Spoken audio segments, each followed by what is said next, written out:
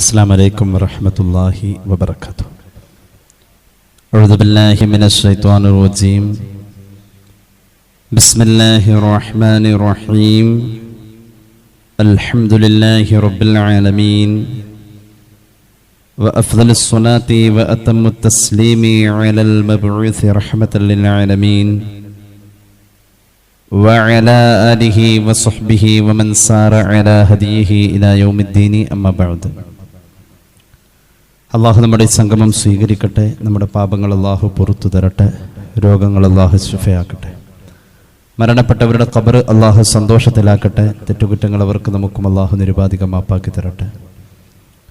നമ്മുടെയും കുടുംബത്തിൻ്റെയും സൃഷ്ട ആയുസ് അള്ളാഹു പൊരുത്തപ്പെട്ട വഴിയിൽ ഇസ്സത്തോടെ സന്തോഷത്തോടെ ദീർഘായുസോടെ കഴിഞ്ഞ് ഈമാൻ സലാമത്തായി മരിക്കാനുള്ള മഹാഭാഗ്യം അള്ളാഹു നൽകട്ടെ. പരിശുദ്ധ ഖുർആനിൽ പ്രതിപാദനത്തിൻ്റെ സൗകുമാര്യതയും പ്രമേയത്തിൻ്റെ കരുത്തും വിഭാവനം ചെയ്യുന്ന ചെറിയ ചെറിയ സൂറത്തുകൾ ധാരാളമുണ്ട്. അതിൽപ്പെട്ടതാണ് സൂറത്ത് സൽസല. ഇദാ സുൽസിലത്തി അധ്യായം നമുക്കെല്ലാവർക്കും അറിയാം. 2 ഓതിക്കഴിഞ്ഞാൽ ഒരു ഖത്മ് ഓതിയതിൻ്റെ സ്ഥാനത്താണ്. അള്ളാഹു തൗഫീഖ് നൽകട്ടെ.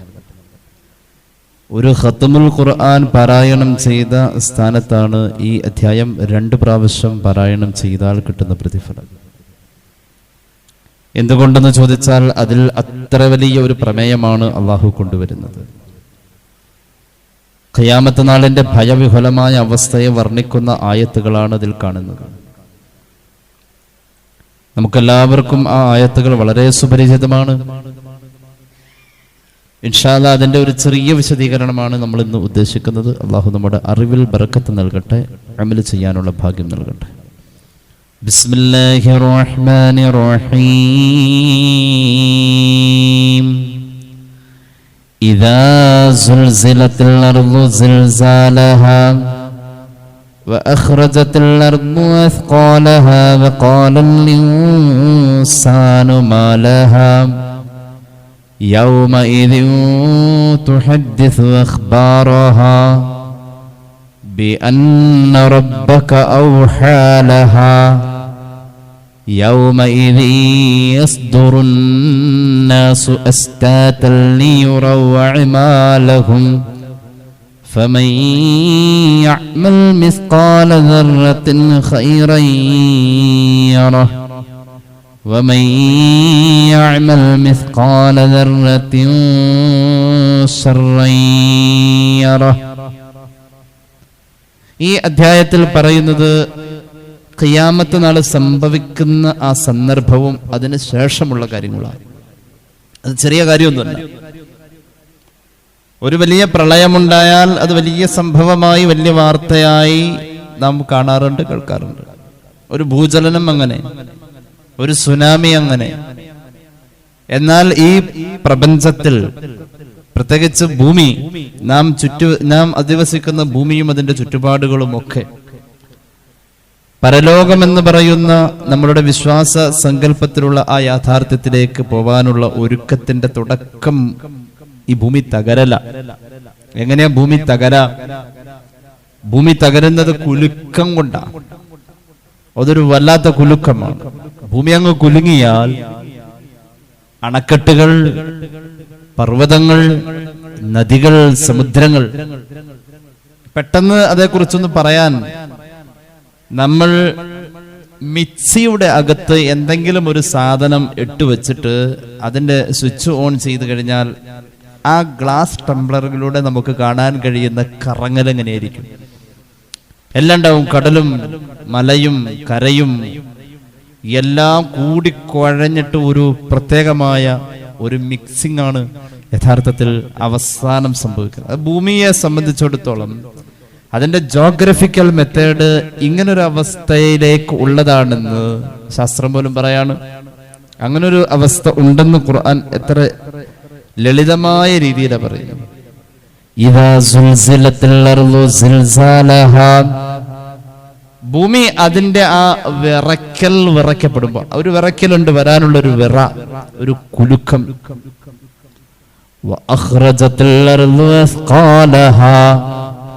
ഭൂമി അതിന്റെ ഭാരങ്ങളെ പുറത്തേക്ക് തള്ളും. ഉള്ളിന്റെ ഉള്ളിൽ കിടക്കുന്ന ഭൂമിയുടെ ഭാരങ്ങൾ അത് നിധികളാവാം, അല്ലെങ്കിൽ മനുഷ്യരുടെ ശരീരങ്ങൾ മറവ് ചെയ്യപ്പെട്ടതാവാം. അതിന്റെ ഉള്ളിലുള്ള ഭാരങ്ങളെ അത് ലാവകളാവാം. ഭൂമിയുടെ അകത്ത് ലാവകൾ തിളച്ചു മറിയുന്നു എന്നാണല്ലോ ജോഗ്രഫി പഠിപ്പിക്കുന്നത്. ലാവകൾ പുറത്തേക്ക് നിർമ്മാർജ്ജനം ചെയ്യുന്നത് ഈ ഭൂമിയിലെ ഏറ്റവും വലിയ സെന്റിഗ്രേഡിലാണ്, ഏറ്റവും വലിയ ഊഷ്മാവിലാണ് ഇത് പുറത്തേക്ക് വരുന്നത്. ഭൂമിയിൽ ഉള്ള ഏറ്റവും വലിയ ചൂട് എന്ന് പറയുന്നത് ഇരുമ്പ് ഉരുകുന്ന ചൂടല്ല, അത് സ്റ്റീല് ഉരുകുന്ന ചൂടല്ല. ഇരുമ്പിനേക്കാളും ചൂട് വേണം സ്റ്റീല് ഉരുകാൻ. സ്വർണം ഉരുകുന്ന ചൂടല്ല. ഈ ഭൂമി കണ്ട ഏറ്റവും വലിയ താപനില എന്ന് പറയുന്നത് അഗ്നിപർവ്വത സ്ഫോടനത്തിന്റെ സന്ദർഭമാണ്. ലാവ പുറത്തേക്ക് വരലാണ്. എന്തുകൊണ്ട്?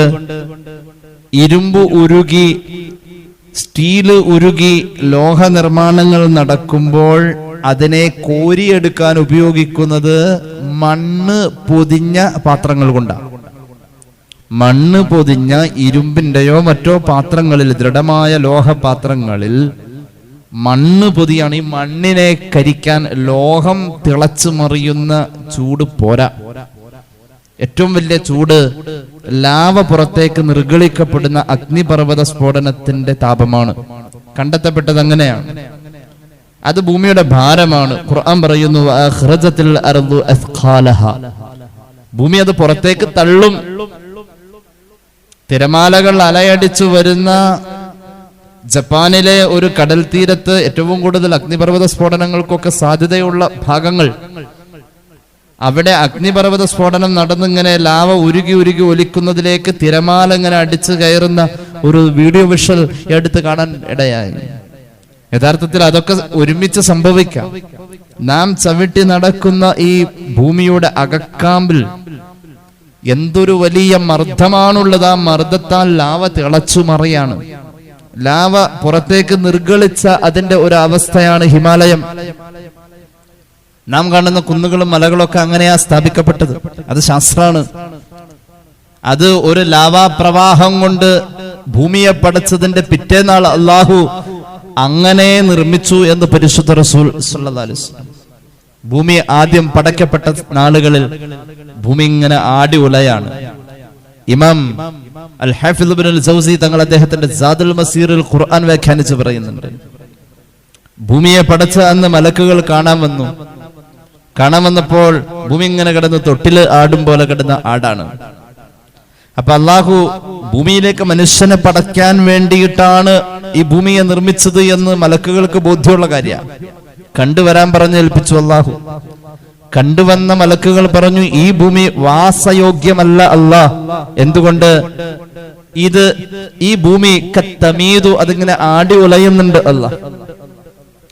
മാതയമീദു എന്ന ഒരു പ്രയോഗം പറയുന്നത്, ഒരു ഒട്ടകം കുണുങ്ങി കുണുങ്ങി നടന്നു പോകുന്നതിന്റെ മുകളിൽ ഒരു പാത്രത്തിലെ വെള്ളം വെച്ച് കഴിഞ്ഞാൽ നിശ്ചലമായ മേശപ്പുറത്തിരിക്കുന്ന വെള്ളം പോലെയല്ല ഒട്ടകത്തിന്റെ പുറത്ത് ഒരു പാത്രത്തിൽ വെള്ളം വെച്ചാൽ ഒട്ടകം കുണുങ്ങി കുണുങ്ങി നടക്കുമ്പോ ആ വെള്ളം അങ്ങോട്ടും ഇങ്ങോട്ടും ഓടുന്ന ആ ഒരു പ്രതീതിയാണ് അന്ന് ഭൂമിക്കുണ്ടായിരുന്നത്. അടങ്ങിക്കിടക്കുന്നില്ല, ഭൗമ ഉപരിതലം കിടന്ന് ആടി ഉലയുന്നു. അങ്ങനെ ഓളങ്ങളിൽ തിരമാലയിൽ ഒരു ചെറിയ വഞ്ചി ആടി ഉലയുന്ന പോലെ, ഒരു കൊതുമ്പ് വെള്ളം ആടി ഉലയുന്ന പോലെ ഭൂമി ആടി ഉലഞ്ഞപ്പോ മലക്കുകൾ വന്നിട്ട് പറഞ്ഞു, പടച്ചോനെ, ഈ ഭൂമിയിൽ മനുഷ്യന്മാർക്ക് ജീവിക്കാൻ പ്രയാസ. അങ്ങനെ വന്നപ്പോ അള്ളാഹു പറഞ്ഞു, അടുത്ത പ്രഭാതത്തിൽ ഒന്ന് പോയി നോക്കാൻ. ആ നേരം കൊണ്ട് ആടി ഉലയുന്ന ഭൂമിയെ, ഒരു ഗോളമാണല്ലോ ഇത് സ്വയം ഭ്രമണം നടത്തുന്നുണ്ട്, അത് പരിക്രമണവും നടത്തുന്നുണ്ട്. അതിന്റെ ഇടയിൽ ഭ്രമണ പരിക്രമണ ഭൂമി സഞ്ചാരത്തെ, ചലനത്തെ അതിന്റെ മുകളിലുള്ള ആരും അറിയുന്നില്ല.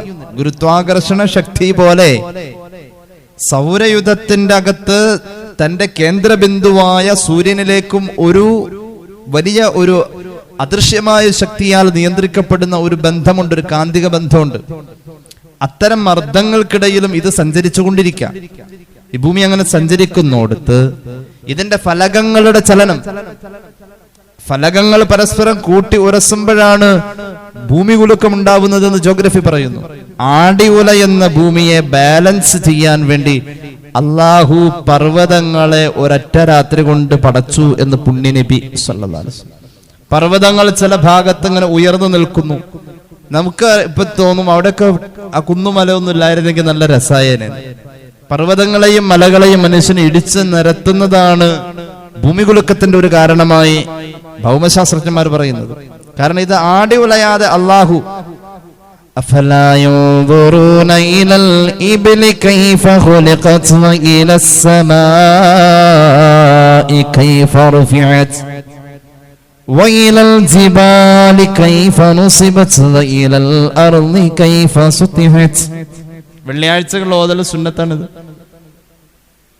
ഒട്ടകത്തെ പടച്ചതെങ്ങനെ, ആകാശത്തെ തൂണുപോലുമില്ലാതെ അള്ളാഹു നിലനിർത്തിയതെങ്ങനെ ചിന്തിക്കുന്നില്ലേ? വൈലൽ ജിബാൽ, പർവ്വതങ്ങളെ കണ്ടാൽ ആലോചിക്കണേ. കൈഫ നുസിബത്, ആണി അടിച്ചു വെച്ച പോലെ ഭൂമിയെ ആടാതെ ഉലയാതെ പറന്നു പോവാതെ തത്തിക്കളിക്കാതെ അള്ളാഹു ഭൂമിയെ ഉറപ്പിച്ചു നിർത്തിയ ആണികളാണ് പർവ്വതം എന്ന് ഖുർആൻ. വൈലൽ അർളി കൈഫ സുതിഹത്, ഈ ഗോളാകൃതിയുള്ളതിനെ, ഈ ഉരുണ്ട ഭൂമി, അതിനെ പരന്ന പോലെ അള്ളാഹു ആക്കിയത് ചിന്തിക്കുന്നില്ലേ? അങ്ങനെയാ ഖുർആൻ ചോദിച്ചത്. അപ്പൊ ഇത് ചിന്തനീയമായൊരു വിഷയ. പർവ്വതങ്ങൾ അങ്ങനെയാ വന്നത്. പർവ്വതങ്ങളുടെ പുറപ്പാട്, അതിന്റെ നിർമ്മാണം ലാവകളാൽ ആണ്. ലാവ ഭൂമിയുടെ ഭാരമാണ്. വലിയ മർദ്ദങ്ങളിലാണ് ലാവ തിളച്ചു മറിയുന്നത്. ആ ലാവയുടെ നിർഗളനം പർവ്വതമായി തണുത്തുറഞ്ഞു വരാ, പാറകളായി വരാം. ഖിയാമത്ത് നാൾ അങ്ങനെയായിരിക്കും. ഈ ലാവ പുറത്തേക്ക് വരാം, ഭൂമിയുടെ ഉള്ളിലുള്ളതായ ഖനികൾ പുറത്തു വരാം. ഖനനം ചെയ്യപ്പെടേണ്ട, എനിക്കറിയാവുന്ന ഒരു സഹോദരൻ പറയാ, സൗദിയയിലെ ഒരു ഭൂപ്രദേശം എത്രയോ സ്വർണം ഖനനം ചെയ്യാൻ പറ്റുന്ന ഒരു ഭൂപ്രദേശമാണ്. സൗദി സർക്കാർ ആ ഭാഗത്തേക്ക് വല്ലാതെ ശ്രദ്ധിക്കുന്നില്ല എന്ന് പറയുന്നത്. അതടിസ്ഥാനപ്പെടുത്തി അദ്ദേഹം പറയുന്നു, ലോകത്തിലെ ഏറ്റവും വലിയ സമ്പന്ന രാഷ്ട്രം, 1ാം സ്ഥാനം, അതിനുള്ള ഖനി അവിടെ ഉണ്ട്. ഖനനം ചെയ്തെടുക്കുന്ന പെട്രോളിയം ഉൽപ്പന്നങ്ങൾ ഇതൊക്കെ പുറത്തേക്ക് ഖനനം ചെയ്യാതെ കണ്ട് തള്ളും. അതാ ഖിയാമത്ത് നാൾ. ഇതൊക്കെ കേട്ടിട്ട് നമുക്ക് എന്തൊക്കെയോ തോന്നുന്നു. ഒരു കുഞ്ഞ അധ്യായത്തിലാണ് ഖിയാമത്തിനെ കുറിച്ച് പറഞ്ഞത്. ഇദാ സുൽസിലത്തിൽ അർളു സിൽസാലഹാ, ഭൂമി അന്ന് പ്രകമ്പനം കൊള്ളും. അതുപോലെ ഈ ഭൂമി അന്ന് അതുവരെ പ്രകമ്പനം കൊണ്ടിട്ടില്ല. വലിയ ഒരു ഭൂമി കുലുക്കമാണ് ഖിയാമത്ത് നാളെന്ന് പരിശുദ്ധ ഖുർആൻ. യൗമ തർജുഫുർ റാജിഫ, ഒരു വല്ലാത്ത കുലുക്കം, ഒരു വല്ലാത്ത കുലുക്കമാണ് ഭൂമി കുലുക്കം. അത് അതുവരെയുള്ള കുലുക്കം ഒന്നുമല്ല. അള്ളാഹുവിന്റെ ഹബീബ് പറഞ്ഞല്ലോ, ഖിയാമത്ത് നാളിന്റെ ഏറ്റവും പ്രധാനപ്പെട്ട അടയാളമായി അവിടെന്ന് പറഞ്ഞു, ഖിയാമത്ത് നാളിന്റെ മുമ്പ് ഭൂമി കുലുക്കങ്ങൾ വർദ്ധിക്കുമെന്ന് മുഹമ്മദ് മുസ്തഫ സല്ലല്ലാഹു അലൈഹി വസല്ലം. ഖിയാമത്ത് നാളിന് മുമ്പ് ഭൂമി കുലുക്കങ്ങൾ വർദ്ധിക്കും. മനുഷ്യന്മാരുടെ പ്രവർത്തനങ്ങളിൽ വളരെ മോശമായ പ്രവർത്തനങ്ങൾ വരുമ്പോ, ഈ ഭൂമിയുടെ അച്ചടക്കം നഷ്ടപ്പെടുമ്പോ അള്ളാഹു ഭൂമിയെ വിറപ്പിക്കുകയാ, കുലുക്കുകയാ. അന്ന് പർവ്വതങ്ങൾ ഒഴുകിപ്പോകുന്ന പോലെ നമുക്ക് തോന്നും. ഇന്നലദൈനാ കാലോ ജഹീമ വതഅമൻ ദാ ഗുസ്സത്തിൻ വഅദാബൻ അലീമ യൗമ തർജുഫുൽ അർദു വൽ ജിബാൽ വകാനത്തിൽ ജിബാലു കസീബൻ മഹീലാ. അന്നത്തെ ദിവസം ഭൂമിയും, പ്രത്യേകം പറഞ്ഞു പർവ്വതങ്ങളും വിറയ്ക്കും. പർവ്വതങ്ങൾ ഒലിച്ചു പോകുന്ന മൺകൂന പോലെയാകും. ഞാൻ നേരത്തെ പറഞ്ഞല്ലോ, പേരയ്ക്ക അല്ലെങ്കിൽ ആപ്പിള് മുറിച്ചിട്ട് മിക്സിയുടെ ജാറിലിട്ടിട്ട് സ്വിച്ച് അങ്ങോട്ട് ഓൺ ചെയ്തിട്ട് 1-ലല്ല 3-ലങ്ങോട്ട് ഇടുക. അപ്പൊ എന്ത് ചെയ്യും? നിമിഷങ്ങൾ കൊണ്ട് അതിങ്ങനെ കറങ്ങി ജ്യൂസായി വരും. അപ്പൊ വെള്ളവും കല്ലും മണ്ണും ഉരുള് പൊട്ടിക്കഴിഞ്ഞാൽ നമ്മൾ കാണുന്ന ആ ഒലിച്ചിറങ്ങി വരുന്ന ആ ഒരു അവസ്ഥ, ആ അവസ്ഥ പോലെ ഈ ഭൂമിയിലുള്ളതായ എല്ലാം ഒരു നിമിഷമാ ഖിയാമത്ത് നാള്. ഒരു നിമിഷമാ ഖിയാമത്ത് നാള്. ഖിയാമത്ത് നാളിന്റെ ഭയവിഹുലമായ അവസ്ഥ കണ്ടു കഴിഞ്ഞാൽ ഒരു ഗർഭിണി പോലും അറിയാതെ പ്രസവിച്ചു പോകുന്ന ഒരവസ്ഥയാ ഖിയാമത്ത് നാളിന്റെ അവസ്ഥ. യാ അയ്യുഹന്നാസ് തഖൂ റബ്ബക്കും ഇന്ന സൽസലത്തസ്സാഅതി ശൈഉൻ അളീം. സൂറത്തുൽ ഹജ്ജ്. ജനങ്ങളെ അല്ലാഹനെ സൂക്ഷിച്ച് ജീവിക്കണേ. അല്ലാഹു തൗഫീഖ് നൽകട്ടെ.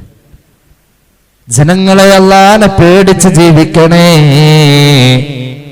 അറിയുമോ ഈ ഖിയാമത്ത് നാളെന്ന് പറഞ്ഞാൽ എത്രയാ ഖുർആൻ ഖിയാമത്ത് നാളിനെ പറ്റി പറഞ്ഞത്? അൽ ഹാഖ്ഖത്തു മൽ ഹാഖ്ഖ. ഖിയാമത്ത് നാള്. വമാ അദ്റാക മൽ ഹാഖ്ഖ. എന്താ ഖിയാമത്ത് നാള്? ഒരു കല്യാണത്തിന് പോയി, വലിയ കല്യാണം, പോവാത്ത ആളോട് പറയാണ് പോയാള് ആ കല്യാണം സർവ്വതും കണ്ടു, അതിന്റെ എല്ലാ ആർഭാടങ്ങളും കണ്ടിട്ട് അത് പോവാത്ത ആളോട് പറയാ, എടാ നീ ആ കല്യാണത്തിന് പോയാ? ഇല്ല. എന്താ ഒരു കല്യാണം അല്ലെ? അങ്ങനെ ചോദ്യമല്ലേ? അത്ഭുതം വരുമ്പോ ഒരു വലിയ പോത്തിനെ പെരുന്നാളിന് അറക്കാൻ കൊണ്ടുവന്നു. ആ പോത്തിനെ കണ്ടായിരുന്നില്ല. എന്താ ഒരു മുതല് അല്ലേ? അത്ഭുതം വരുമ്പോ ചോദിക്കും എന്തൊരു ഗ്ലാമർ, എന്താ ഒരു ഗ്ലാമർ അല്ലേ? അത്ഭുതം തോന്നിയ ഒരു വലിയ വാഴക്കൊല കണ്ടു. ഓ എന്താ ഒരു വാഴക്കൊല അല്ലെ? എന്ത് കണ്ടാലും നമ്മൾ ചോദിക്കും ഒരു അത്ഭുതത്തിന്റെ ചോദ്യം. അത് വലിയ സംഭവമാണ് എങ്കിൽ അല്ലെ? അള്ളാഹു അങ്ങനെ ചോദിച്ചു ഒരിടത്തല്ല, പലയിടത്തും. അൽ ഖാരിഅതു മൽ ഖാരിഅ. അൽ ഖാരിഅ. വേറൊരു സൂറത്ത് അൽ ഹഖ. എന്താണ് ഖിയാമത്ത് നാള്? അൽ ഖാരിഅ. ഖിയാമത്ത് നാള്. മൽ ഖാരിഅ. എന്താണ് ഖിയാമത്ത് നാള്? എന്താ ഖിയാമത്ത് നാള്? എന്താന്ന് ഓർത്ത്? വമാ അദ്റാക മൽ ഖാരിഅ. ഖിയാമത്ത് നാള് എന്താണെന്ന് അങ്ങേക്ക് അറിയുമോ നബിയേ? യൗമ യകൂനുൻ നാസു കൽ ഫിറാശിൽ മബ്സൂത്ത്. പഞ്ഞിത്തലങ്ങണി തല്ലി പൊട്ടിച്ചു, എന്നിട്ട് ഒരു ടേബിൾ ഫാൻ ഇങ്ങനെ കറക്കി വെച്ചിട്ട് പഞ്ഞിത്തലങ്ങണി ഇങ്ങനെ കുടഞ്ഞാൽ എന്ത് സംഭവിക്കും? പഞ്ഞി പറക്കുന്ന പോലെ മനുഷ്യര് പറക്കുന്ന കൊടുങ്കാറ്റ ഖിയാമത്ത് നാൾ. അങ്ങനെ പഞ്ഞിയും അപ്പൂപ്പന്താടിയൊക്കെ പറന്നു പോകും പോലെ. യൗമ യകൂനുൻ നാസു കൽ ഫിറാശിൽ മബ്സൂത്ത് വതകൂനുൽ ജിബാലു കൽ ഇഹ്നിൽ മൗഫൂസ്. പർവ്വതങ്ങളും അങ്ങനെ പറക്കും, ഒഴുകിപ്പോകും. ചെറിയ ചെറിയ കുന്നുകൾ പറന്നു പോകും. എന്റെ പ്രിയമുള്ളവരെ, 20,000 ടൺ അണുബോംബ് പൊട്ടിയാൽ, ആണവായുധം പ്രയോഗിച്ചാൽ വരുന്ന പ്രഹരശക്തി എത്രയോ അത്രയും വലിയ പ്രഹരശക്തിയായിരുന്നു തുർക്കിയിലെ ഭൂകമ്പത്തിന്റെ ശക്തി എന്ന് ശാസ്ത്രം പറയുന്നു. 20,000 ടൺ രാസ ആയുധം പൊട്ടിത്തെറിച്ചാൽ ഉണ്ടാകുന്ന പ്രഹരശക്തി എത്രയോ അതിനേക്കാൾ വലുതായിരുന്നു തുർക്കിയിലെ ഭൂകമ്പം. അപ്പൊ അള്ളാഹു ഇതൊന്നും വെറുതെ പറഞ്ഞ, ഇത് വലിയ സംഭവമാണ്. ഇദാ സുൽസിലത്തിൽ അർദു സിൽസാലഹാ വഅഖ്റജത്തിൽ അർദു അസ്ഖാലഹാ. മുല്ലപ്പെരിയാർ ഇരിക്കുന്നത് ഭ്രംശമേഖലയിലാണ്, ഭൂകമ്പ സാധ്യത മേഖല. അള്ളാഹു കാത്തുരക്ഷിക്കട്ടെ.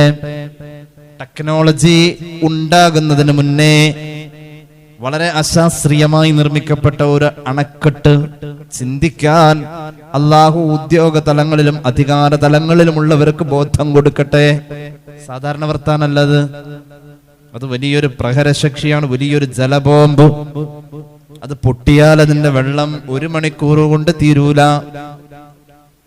ഒരു വലിയ ചിന്തകൻ പറഞ്ഞത് 1 കൊല്ലം പോയാൽ ആ വെള്ളം തീരില്ലെന്ന. നമ്മളൊരു കന്നാസിലെ വെള്ളം കമഴ്ത്തി പിടിച്ചു കഴിഞ്ഞാൽ ചിലപ്പോൾ ഒരു 30 സെക്കൻഡ് കൊണ്ട് അത് മുഴുവനും കാലിയാവാം. പക്ഷെ ഇത് 54 അടി ഹൈറ്റില് ഒരു പക്ഷേ ഇതിന്റെ ജലനിരപ്പ് ഭൂമിയിലുണ്ടാകും. 54 അടി ഹൈറ്റ് എല്ലാ ഭാഗത്തും അങ്ങനെ വരും. സമുദ്രനിരപ്പിൽ നിന്നും അത്രയും ഹൈറ്റിൽ വരാം. അതിന്റെ ആദ്യത്തെ താഴെയുള്ള 10 അടി ചെളിയാ. ഇത് പൊട്ടിയാലുള്ള അവസ്ഥയെ കുറിച്ച് ഒക്കെ പൊട്ടും. ജനങ്ങളെ സൂക്ഷിക്കണേ. ബിസ്മില്ലാഹിർ റഹ്മാനിർ റഹീം. യാ അയ്യുഹൻ നാസ് ഇത്തഖൂ റബ്ബക്കും ഇന്ന സൽസലത്തസ് സാഅത്തി ശൈഉൻ അളീം. ഖിയാമത്ത് നാളിന്റെ ഭൂമികുലുക്കം അതൊരു സംഭവമാ. അങ്ങനെ പറഞ്ഞു ശൈഉൻ അളീം, ഒരു സംഭവമാ, ഒരു മഹാസംഭവമാ. അത് പറയാൻ പറ്റൂല, അത് കാണാ അനുഭവിക്ക എന്നുള്ളോടത്തെ അതിന്റെ അവതരണം ഉള്ളത് പറയാൻ പറ്റൂലടോ. ആ ഖിയാമത്ത് നാള് കണ്ടുകൊണ്ടിരിക്കുന്ന ഒരാളെന്ന് വെച്ചു, അയാൾക്കുണ്ടാണ് അവസ്ഥ കേട്ടോ. യൗമ തറൗനഹാ തദ്ഖലു കുല്ലു മുർദിഅത്തിൻ അമ്മാ അർദഅത് വതദഉ കുല്ലു ദാതി ഹംലിൻ ഹംലഹാ വതറൻ നാസ സുകാരാ വമാ ഹും ബിസുകാരാ വലകിന്ന അദാബല്ലാഹി ശദീദ്. അല്ലാഹുവേ, എന്തൊരു വർത്തമാനമായത്! ഇതിങ്ങനെ പറയാനേ കഴിയൂ. അമേരിക്കൻ ശാസ്ത്രജ്ഞനായ ആർണൽഡ് ബൂത്രോയിഡിന്റെ the end of the world എന്ന് പറയുന്ന ഒരു പുസ്തകമുണ്ട്. അയാൾ പറയുന്നത് only a few years left on earth എന്ന് പറഞ്ഞത്. ഭൂമിയുടെ മുകളിൽ കുറച്ച് വർഷങ്ങളെ ഇനി ജീവിക്കാൻ പറ്റൂ, ഭൂമി അവസാനിക്കും. പുസ്തകത്തിന്റെ പേര് the end of the world, ഖിയാമത്ത് നാള്, ലോകാവസാനം. ലോകം അവസാനിച്ചിട്ട് പിന്നെ ഖിയാമിലേക്ക് പുനർജീവിപ്പിക്കുന്നതിലേക്ക് പറയുന്ന പേരാണ് ഖിയാമത്ത് നാള്. ഭൂമി അവസാനിച്ചിട്ട് അതുണ്ടാവും. മഹ്ശറ എവിടെയാണെന്നും അഭിപ്രായമുണ്ട്, അത് വേറൊരു ലോകാണെന്നും അഭിപ്രായമുണ്ട്. ഭൂമി അടിച്ചു പരത്തി ഇവിടെ തന്നെ മഹ്ശറ എന്നും പറയുന്നുണ്ട് ഹദീസിന്റെ വ്യാഖ്യാനത്തിൽ, അതല്ല അത് വേറൊരു ലോകാണെന്നും പറയുന്നു. അള്ളാഹു നമുക്ക് നന്നാവാൻ തൗഫീഖ് നൽകട്ടെ. ഇതിങ്ങനെ കണ്ടുകൊണ്ട് നിൽക്കാതെ കാണുന്ന ദിവസം ഒരു പെണ്ണ് കുഞ്ഞിന് പാല് കൊടുത്തുകൊണ്ടിരിക്കുകയാണെങ്കിൽ അവൾക്ക് എന്ത് ശ്രദ്ധയായിരിക്കും അതിലെന്നറിയോ? ആ കുട്ടിയുടെ ബോഡി ചെക്കിങ് നടക്കുന്ന ആ സമയത്താണ് അല്ലെ. അല്ലോ, കൊതുക് അടിച്ചൂലോ, ഉറുമ്പ് അടിച്ചൂലോ, എപ്പോഴാ കാണുക? അതിന്റെ ഇടയിൽ പാട്ടും പാടുന്നുണ്ടാവും, താലോലിക്കുന്നുണ്ടാവും, അവള് പുന്നാരിക്കുന്നുണ്ടാവും, ഒക്കെ നടക്കും. ആരെല്ലാം വിളിച്ച വിളിയും കേൾക്കുന്നുണ്ടാവും. ഇത്രയും വർക്ക് ചെയ്യുന്ന ഒരു യന്ത്രം മുലപ്പാല് കൊടുക്കുന്ന നേരത്തെ ഒരു പെണ്ണ് ഒരു വല്ലാത്തൊരു സംഭവ. അങ്ങനെയാണ് ആ സമയത്ത് അവള് ഇങ്ങനെ ഒരു മിഷൻ ലോകത്തില്ല. ആണുങ്ങൾക്ക് അത്രയും ശ്രദ്ധയില്ല, കിട്ടൂല. എവിടെയെങ്കിലും നോക്കിയിരുന്ന അവിടെ തന്നെയാണ്. സ്ത്രീകൾക്ക് അങ്ങനെയല്ല, എല്ലാം കിട്ടും. അപ്പൊ ചോദിക്കും, മോള് ഉമ്മ തല ചീകാനുള്ള ചീപ്പ് ഇവിടെ കണ്ടില്ലല്ലോ, അതവിടെ ഇരിപ്പുണ്ട് മോളെ. അല്ലെങ്കിൽ വേറെ ഏതെങ്കിലും ചോദിച്ച അതുണ്ടോ? എന്റെ ഇടയിൽ താരാട്ട് പാടുന്നുണ്ട്, കുട്ടിയെ ഉറക്കുന്നുണ്ട്, താളമിടുന്നുണ്ട്, ഒക്കെ ഉണ്ട്. കുട്ടിയുടെ ശരീരം മുഴുവനും പരിശോധിക്കുന്നുണ്ട്, എല്ലാം അറിയുന്നുണ്ട്. ആ ചിരിയുടെ ഭാവമാറ്റം, 3-ാം മാസത്തിലൊക്കെ ചിരിക്കുന്ന ചിരി, അത് കൂടി വരുന്നു. കള്ളച്ചിരി, മറ്റു ചിരി, ഉറക്കം, ഉറങ്ങി, എപ്പോഴൊക്കെ പറയാൻ നിഷ്പ്രയാസം പെണ്ണിന് കഴിയുന്ന ഒരു നേരമുണ്ട്. ശ്രദ്ധ മുഴുവൻ കുഞ്ഞില. ഈ പെണ്ണ് ഖിയാമത്ത് നാളോടെ കണ്ടു കഴിഞ്ഞാൽ കയ്യിൽ നിന്ന് കുഞ്ഞു പോണത് അവൾ അറിയൂല എന്ന് ഖുർആൻ.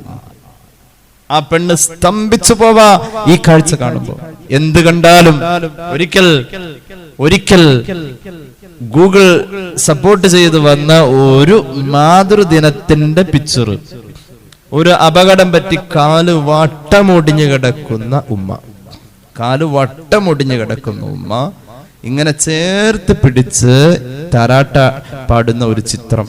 കാല് വട്ടം ഒടിഞ്ഞു കിടക്കുന്ന അപകടത്തിൽ കിടക്കുന്ന ഉമ്മ, അപകടത്തിൽ കുഞ്ഞ് കരയാതെ കാലൊടിഞ്ഞത് അങ്ങോട്ട് ശ്രദ്ധിക്കുന്നില്ല. കാല് വട്ടമൊടിയ കോലൊടിഞ്ഞു കിടക്കുന്ന പോലെ, കമ്പൊടിയുന്ന പോലെ അതിന്റെ സന്ധി അല്ലാത്ത ഭാഗത്ത്, ജോയിന്റ് അല്ലാത്ത ഭാഗത്ത് വട്ടം ഒടിഞ്ഞു കിടക്കുന്ന ഉമ്മ കുഞ്ഞിനെങ്ങനെ താലോലിക്കുന്ന ചിത്രം ഒരു മാതൃദിനത്തെ ഓർമ്മപ്പെടുത്തിക്കൊണ്ട് മുഹമ്മദ് റസൂൽ സല്ലല്ലാഹു അലൈഹി വസല്ലം തങ്ങളുടെ സ്വഹാബത്തിന്റെ മുന്നില് യുദ്ധ തടവുകാരെ കൊണ്ടുവന്നപ്പോ അതില് സ്ത്രീകളുണ്ടാവും, കുട്ടികളുണ്ടാവും. ഒരു പെണ്ണിന്റെ കുഞ്ഞിനെ കണ്ടില്ല, പാല് കുടിക്കുന്ന കുഞ്ഞ. യുദ്ധത്തിന്റെ പരാജയം സംഭവിച്ച ശത്രുപക്ഷത്തിന് ആകെ പേടിയ, ബന്ധികളായ പിടിച്ചു കൊണ്ടുപോകുന്നത് മുഹമ്മദ് നബിയുടെ സൈന്യം സല്ലല്ലാഹു അലൈഹി വസല്ലം. അപ്പോഴുണ്ട് ഒരു പെണ്ണ് കുഞ്ഞിനെ തേടി നടക്കാം. അപ്പൊ ആരോ പറഞ്ഞു അവിടെ ഉണ്ട് ഒരു കുഞ്ഞ്, ഒരാളുടെ കയ്യിൽ സുരക്ഷിതാ കുഞ്ഞ്. അവൾ ഓടി വന്നു, തട്ടിപ്പറിച്ചു വാങ്ങി. എന്നിട്ടോ ആ കുഞ്ഞ് കരയുന്നൊന്നുമില്ല. പക്ഷേ യുദ്ധത്തിന്റെ കെടുതിയാണെങ്കിലും യാത്രയുടെ പ്രയാസാണെങ്കിലും ഈ അസൗകര്യങ്ങളുടെ ഇടയിലും 10 മണിയുടെയും 11 മണിയുടെയും ഇടയിലാണ് എൻ്റെ മോൻ പാല് കുടിക്കുക. അത് 12 മണി കഴിഞ്ഞാൽ ഉമ്മാക്ക് ഉറക്കമില്ല. കുട്ടിക്ക് പ്രശ്നമല്ല, കുട്ടി കരയണില്ല. ആ കുഞ്ഞിനെ തട്ടിപ്പറിച്ചുകൊണ്ട് ആരും കാണാത്തിടത്ത് പോയി അമ്മിഞ്ഞ കൊടുക്കുന്ന കാഴ്ച കണ്ടു മുഹമ്മദ് റസൂൽ സല്ലല്ലാഹു അലൈഹി വസല്ലം. ആ അമ്മിഞ്ഞ കൊടുക്കുമ്പോഴും ഒരു താളമുണ്ട്. കുഞ്ഞിനെങ്ങനെ ആട്ടി ആട്ടി ആട്ടി താളമിട്ടിങ്ങനെ പാടുന്നു. അവളിങ്ങനെ കുഞ്ഞിനെ ഉറക്കുന്നു, സന്തോഷിപ്പിക്കുന്നു. യുദ്ധക്കെടുതിയാണ്. തങ്ങളുടെ എല്ലാം നഷ്ടപ്പെട്ട് ബന്ധിയായ അടിമയാ ഈ പെണ്ണ്. ഈ നിമിഷം മുതൽ അടിമ പദവിയിലേക്ക് വന്ന സ്ത്രീയാണ്. യുദ്ധ നിയമം അങ്ങനെയാണ്. അവക്കതൊന്നും പ്രശ്നമല്ല. കുട്ടി പാല് കുടിച്ചോ എന്നാ ചിന്തിക്കുക. ഹബീബ് ചോദിച്ചു സഹാബത്തിനോട്, ആ പെണ്ണിനോട് ആരെങ്കിലും ചെന്ന് പറയാണ് ആ കുഞ്ഞിനൊരു തീയിലിട്ട് കരിക്കാൻ പറഞ്ഞ ആ പെണ്ണ് ചെയ്യോ? സഹാബത്ത് പറഞ്ഞു, നബി അങ്ങനെ പറഞ്ഞ ആ പെണ്ണ് ചെയ്യൂല. എന്നാൽ ആ പെണ്ണത് ചെയ്യാത്ത പോലെയാ തീയിലിട്ട് തന്റെ അടിമയെ കരിക്കാൻ അള്ളാഹുവിന് താല്പര്യമില്ല പെണ്ണിനെ പോലെ എന്നല്ല, അതിനപ്പുറം എന്ന് മുഹമ്മദ് റസൂൽ. ലല്ലാഹു അർഹമു ബിഇബാദിഹി. അള്ളാഹു ഈ പെണ്ണിനെക്കാളും അവന്റെ അടിമകളോട് തീയിലിടുന്നത് അള്ളാഹ്ക്ക് ഇഷ്ടമുള്ള പണിയല്ല. പൂമത്ത സ്വർഗത്തിന്റെ പൂമത്തയിലിട്ട് പുന്നാരിക്കാനാ അള്ളാഹുവിന് ഇഷ്ടം എന്ന് മുഹമ്മദ് റസൂൽ സല്ലല്ലാഹു അലൈഹി വസല്ലം. അപ്പൊ ആ മാതൃത്വത്തിന്റെ കരുണയിൽ ചേർത്ത് പിടിച്ച കുഞ്ഞു പോലും കയ്യിൽ നിന്നും ഊർന്നു പോയത് അവൾ അറിഞ്ഞില്ലേ? അവൾ അറിഞ്ഞിട്ടില്ല. ഈ അടുത്തൊരു കൗതുകം ഉണ്ടായിരുന്നു. തമിഴ്നാട്ടിൽ നിന്ന് യാത്ര പോകുന്ന ഒരു ബസ്സിൽ ഒരു പെണ്ണ് കുഞ്ഞിനെ മറന്നുപോയി എന്ന്. 5 രൂപ എടുത്താൽ ചൂരിൽ കിട്ടും. അതിന് മരുന്നതാ. ഒന്ന് ആലോചിക്കണം. മൊബൈൽ നോക്കിയിരുന്നിട്ട് കുട്ടിയെ അവിടെ ഇരുത്തി, അവള് സ്റ്റോപ്പ് വന്നപ്പോ ഇറങ്ങി പോന്നു, കുഞ്ഞിനെ മറന്നുപോയി. ആ കഥയല്ല ഈ പറഞ്ഞത്. അതല്ല, ഒരു കുഞ്ഞു ഉണ്ടാവാൻ ആഗ്രഹിച്ച് കൊതിച്ച് വളർച്ചയുടെ ഘട്ടങ്ങളെ ശ്രദ്ധിച്ച് ഒരു കുഞ്ഞുണ്ടായി. വല്ലാത്ത വേദന. ആ വേദനയുടെ ഏറ്റവും വലിയ സമ്മാനം ഈ കുഞ്ഞ് ജനിക്കുക എന്നതാണ്. ആ വേദന എടുത്ത് കരഞ്ഞ് അവശതയായ തളർന്ന അവൾക്ക് ഒരു ഉന്മേഷവും കരച്ചിലും നിലച്ചതും വേദനിക്കാതെ ആ കുഞ്ഞ് പുറത്തു വന്നത്. കുഞ്ഞ് കരഞ്ഞത് വേദനിച്ചിട്ടില്ല, ഈ വെളിച്ചം കണ്ടു. ഇനി ഈ വെളിച്ചമില്ലാതിരുന്ന എൻ്റെ മുമ്പുണ്ടായിരുന്ന ഗർഭാവസ്ഥയുടെ ഇരുട്ടിലേക്ക് ഇനി ഞാൻ തിരിച്ചു പോകോ എന്നൊരു ചിന്ത ആ കുഞ്ഞിനുണ്ടായത്. അതുകൊണ്ടാണ് കുഞ്ഞ് കരഞ്ഞത്. എന്തിനാ പ്രസവ നേരത്ത് കുട്ടി കരയുന്നത്? അതിനൊരു പ്രശ്നമില്ല. അത് ഇതുവരെ ഇരുട്ടിലാ കിടന്നത്. വെളിച്ചം കണ്ടപ്പോ സന്തോഷായി. കാറ്റും വെളിച്ചവും ഈ ഭൂമിയുടെ സൗന്ദര്യവും അന്തരീക്ഷവും എല്ലാം കണ്ട് പൊക്കിൾ കൊടിയുടെ ബന്ധനത്തിൽ നിന്നും പുറത്തു വന്നു. ഈ വെളിച്ചം കണ്ടോടത്തുനിന്ന് ആ കുട്ടിക്കുള്ള തിരിച്ചറിവ്, അതിനുള്ള ബോധമുള്ളൂ. ഇനി എങ്ങാനും ഞാൻ അങ്ങോട്ട് പോണ്ടവരോ എന്ന് ഓർത്തപ്പോ കരഞ്ഞത്. അത് അങ്ങനെ അതിനെക്കുറിച്ച് മഹാന്മാർ പറയുന്നു. അല്ലാതെ അതിന് വേദന എടുത്തിട്ട് കരഞ്ഞല്ല. പക്ഷെ വേദനിക്കാതെ കരഞ്ഞ ആ കരച്ചിൽ കേട്ടപ്പോഴാ വേദനിച്ചവൾ, മരണവേദനയോളം വേദനിച്ചവൾ കരച്ചിൽ നിർത്തിയത് ഈ കരച്ചിൽ കേട്ടപ്പോഴാ. അത്ഭുതം അവിടെ അങ്ങനെ സംഭവിക്കാം. പെണ്ണിന്റെ മടിയിലിരിക്കുന്ന കുഞ്ഞു ഊർന്നു ഇറങ്ങിപ്പോകുന്നത് അവൾ അറിയൂല. അങ്ങനത്തെ ഒരു ഭീകരമായ അവസ്ഥയാ ഈ ഖിയാമത്ത് നാള് എന്ന് പരിശുദ്ധ ഖുർആൻ. മാത്രമല്ല,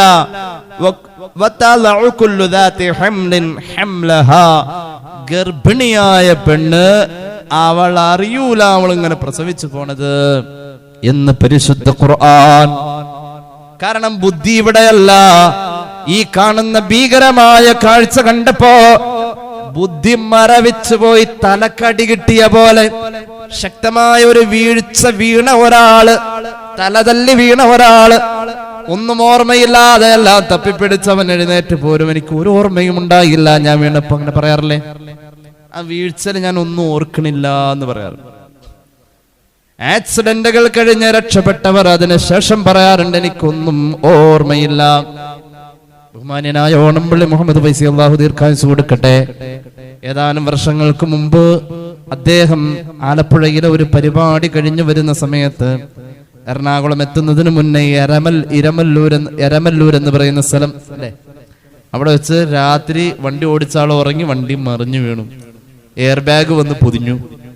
കാറിൽ നിന്ന് പുറത്തിറങ്ങി കഴിഞ്ഞപ്പോൾ അദ്ദേഹത്തിന് മനസ്സിലാവണില്ല. ഞങ്ങളൊക്കെ ഉപദേശിച്ചു, സീറ്റ് ബെൽറ്റ് ഇട്ട് വേണം വണ്ടി ഓടിക്കാൻ എന്ന് പറഞ്ഞ എന്നോട് പറയാൻ മോനെ, സീറ്റ് ബെൽറ്റ് ഇട്ടേ വണ്ടി ഓടിക്കാവൂ. അതൊരു അനുഭവമാണ്. കാരണം എയർ ബാഗ് വർക്ക് ചെയ്യണമെങ്കിൽ സീറ്റ് ബെൽറ്റ് ഇടണം. ആ പുറത്തിറങ്ങിയ സമയത്ത് ഒന്നും മനസ്സിലാകുന്നില്ല. എന്തപ്പോ അവിടെ സംഭവിച്ചു? വണ്ടിയിലേക്ക് നോക്കിയപ്പോ വണ്ടി ആകെ തകർന്ന് കിടക്കുക, 3-4 മറിയിൽ മറിഞ്ഞു. നേരം വെളുത്ത് അദ്ദേഹം കുവൈത്തിനോ ഖത്തറിനോ ഇട്ട് പോവുകയും ചെയ്തു.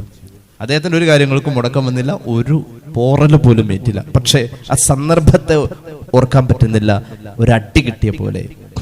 ഖിയാമത്ത് നാളിന്റെ കാഴ്ച കാണുമ്പോ സ്തംഭിച്ചു പോവാറുണ്ട് നമ്മള്. ആ സ്തംഭനത്തിൽ പെണ്ണ് പ്രസവിക്കുന്നത് പോലും അവൾ അറിയൂല. അന്ന് ഈ പ്രസവവും ഗർഭവുമല്ലാത്ത മറ്റു മനുഷ്യന്മാരെ കണ്ടാൽ കള്ളു കുടിച്ച് മസ്ത് പിടിച്ചവനെ പോലെ ആടിയാടി പോകുന്നത് കാണാം. ഓരോരുത്തരും ഇത് കാണുന്ന കാഴ്ചയിൽ ബോധം പോവാ, ഈ കാഴ്ച കാണാവതല്ല.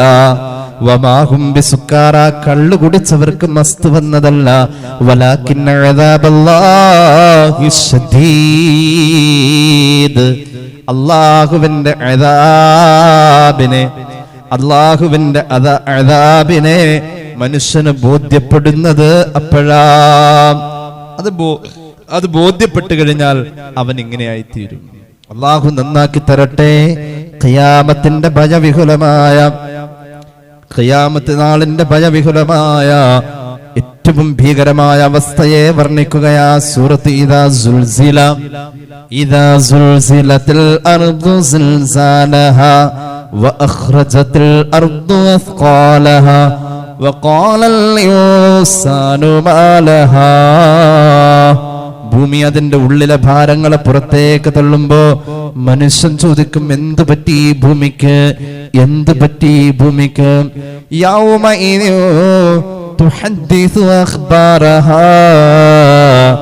ഭൂമിക്ക് അന്ന് ഒരുപാട് കഥ പറയാനുണ്ട്. ഭൂമിക്ക് അന്നത്തെ ദിവസം ഒരുപാട് കഥ പറയാനുണ്ട്. ഭൂമിയോട് അന്ന് അള്ളാഹു പറയാനുള്ളതൊക്കെ വഹ്യ് അറിയിക്കുമെന്ന് ഖുർആൻ. അതായത് ഉരുണ്ടു വരുന്ന കല്ലുകൾ നമ്മോട് സംസാരിക്കുന്ന പോലെ തോന്നും. പൊട്ടിത്തെറിക്കുന്ന പർവ്വതത്തിന്റെ ശകലങ്ങൾ നമ്മോട് പറയുന്ന പോലെ തോന്നും. എന്താ പറയുന്നത്? ലാ ഇലാഹ ഇല്ലല്ലാഹ്, അല്ലാഹു ഏകനാ, അവന്റെ ഖുദ്റത്തിൽ ഇനിയും നിനക്ക് വിശ്വാസമില്ലേ? മഹ്ശറ സത്യമാ, സ്വർഗം സത്യമാ, നരകം സത്യമാ, പുനർജീവിതം സത്യമാണെന്ന് പറയാൻ മൺതരികൾക്ക് അല്ലാഹു വഹ്യ് കൊടുക്കും. ബി അന്ന റബ്ബക ഔഹാ ലഹാ. ഇത്രയും വലിയൊരു പ്രമേയം പറഞ്ഞ അധ്യായം 2 വട്ടം ഓതിയാൽ ഒരു ഖത്തം. അല്ലാഹു തൗഫീഖ് നൽകട്ടെ. 2 ഓതിയാ ഒരു ഖത്തം. ഇനി കേട്ടോളൂ, സൂറത്തു ഇദാ സുൽസിലത്തിന്റെ ബാക്കി ആയത്തുകൾ കേട്ടോളൂ. ബിസ്മില്ലാഹിർ റഹ്മാനിർ റഹീം. യൗമഇദി യസ്ദുറുൻ നാസു അസ്താതൻ ലിയുറൗ അഅ്മാലഹും. കൂട്ടം കൂട്ടമായും എല്ലാവരെയും കൊണ്ടുവരപ്പെടുമെന്ന്. എന്തിനാണെന്നറിയോ? ലിയുറൗ അഅ്മാലഹും, അവർ ചെയ്ത അമലുകളെ അവർക്ക് കാണിച്ചു കൊടുക്കാൻ വേണ്ടിയിട്ട് കൂട്ടം കൂട്ടമായി കൊണ്ടുവരപ്പെടുമെന്ന് ഖുർആൻ. നല്ലവരുടെ കൂടെ കൂടാൻ അല്ലാഹു തൗഫീഖ് നൽകട്ടെ. അങ്ങനെയുണ്ടല്ലോ, ഒരു കൂട്ടം കൂട്ടമായി വരുന്ന ആ കൂട്ടത്തിൽ ഏത് കൂട്ടത്തിലാ വന്നത്? ഇന്നാളുടെ കൂടെയാ വന്നത്. അങ്ങനെ പറയാൻ വേണ്ടിയിട്ടാണ് ഒരു ദുആ തന്നെ നമുക്ക് നിർബന്ധമാണ്. സിറാത്തൽ ലദീന അൻഅംത അലൈഹിം, അല്ലാഹുവേ നീ നിഅമത്ത് ചെയ്തവരുടെ വഴിക്ക് ചേർക്കണേ. സൂറത്തുൻ നിസാ വ്യാഖ്യാനിച്ചുകൊണ്ട് വീണ്ടും ആയത്തിലുണ്ട് മിനൻ നബിയീന വസ്സദ്ദീഖീന വശുഹദാഇ വസ്സാലിഹീൻ. ആ കൂട്ടത്തിൽ അല്ലാഹു പെടുത്തട്ടെ. ആ കൂട്ടത്തിൽ അവരുണ്ട്. അപ്പൊ അവർക്ക് അങ്ങനെ ഉണ്ടല്ലോ. നമ്മളൊരു സ്ഥലത്ത് ഗസ്റ്റായി ക്ഷണിക്കപ്പെട്ട് ചെന്നു കഴിഞ്ഞാൽ അവിടെ ഭക്ഷണം കൊടുക്കുന്നിടത്തേക്ക് വിളിക്കപ്പെട്ടാൽ കാണാറുണ്ടല്ലോ പലപ്പോഴും. നമ്മുടെയൊക്കെ അനുഭവമുണ്ട്. ആ സയ്യിദന്മാരൊക്കെ ഇരുത്തുന്നിടത്തേക്ക് സയ്യിദല്ലാത്ത ഞങ്ങളെയൊക്കെ വിളിക്കും. ചിലപ്പോ ഉസ്താദ് ഇവിടെ ഇരുന്നാ മതി, അവിടെ ഇരിക്കേണ്ട ഇവിടെ ഇരുന്നാ മതി, എന്തേ കുറച്ചും കൂടി പരിഗണന. ആ കൂട്ടത്തിൽ കൊണ്ട് ഈ കൂട്ടത്തിൽ അത് മോശമായിട്ടല്ല, ഇതിലൂടെ നല്ല ഒരു പരിഗണന ഇവിടെ ഉണ്ട്. അങ്ങനെ ഈ കൂട്ടത്തിൽ നമ്മൾ വരേണ്ടത് ഏത് കൂട്ടം?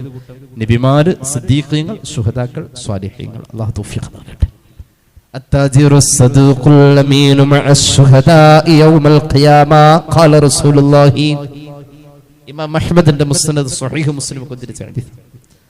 ഒരു സത്യസന്ധനായ കച്ചവടക്കാരൻ ശുഹദാക്കളുടെ കൂടെ ആ സ്വർഗ്ഗത്തിലേക്ക് വരാ, മഹ്ശറയിലേക്ക് വരാ. സയ്യിദുനാ റസൂലുള്ളാഹി മഹ്ശറയിലേക്ക് വരുന്ന പണ്ഡിതന്മാരുടെ മുന്നിൽ നിൽക്കുന്ന മഹാപണ്ഡിതൻ, പതാക പിടിച്ചു നിൽക്കുന്ന പണ്ഡിതൻ ഉസ്മാൻ ഇബ്നു അഫ്ഫാൻ കമാ ഖാല റസൂലുള്ളാഹി. ഈ സമുദായത്തിലെ പണ്ഡിതന്മാരെ മുന്നിൽ നിന്ന് നയിക്കുന്ന പണ്ഡിതന്മാരുടെ പതാകയ്ക്ക് വേണ്ടി മുന്നിൽ അതിന് നേതൃത്വം നൽകുന്ന, പതാകയുടെ കീഴിൽ ആലിമീങ്ങളെ വിളിച്ചു വരുത്തുന്ന ഒരു നേതൃത്വത്തിന്റെ സംഘം കാണാം. അത് ഉസ്മാൻ ഇബ്നു അഫ്ഫാൻ ആണ്. ആ നേതൃത്വത്തിന്റെ മുൻനിരയിലുള്ള പതാക ഏന്തിയ മഹാൻ റളിയല്ലാഹു അൻഹു, അല്ലാഹു അവിടെ കേറ്റിത്തരട്ടെ, കൂട്ടിത്തരട്ടെ.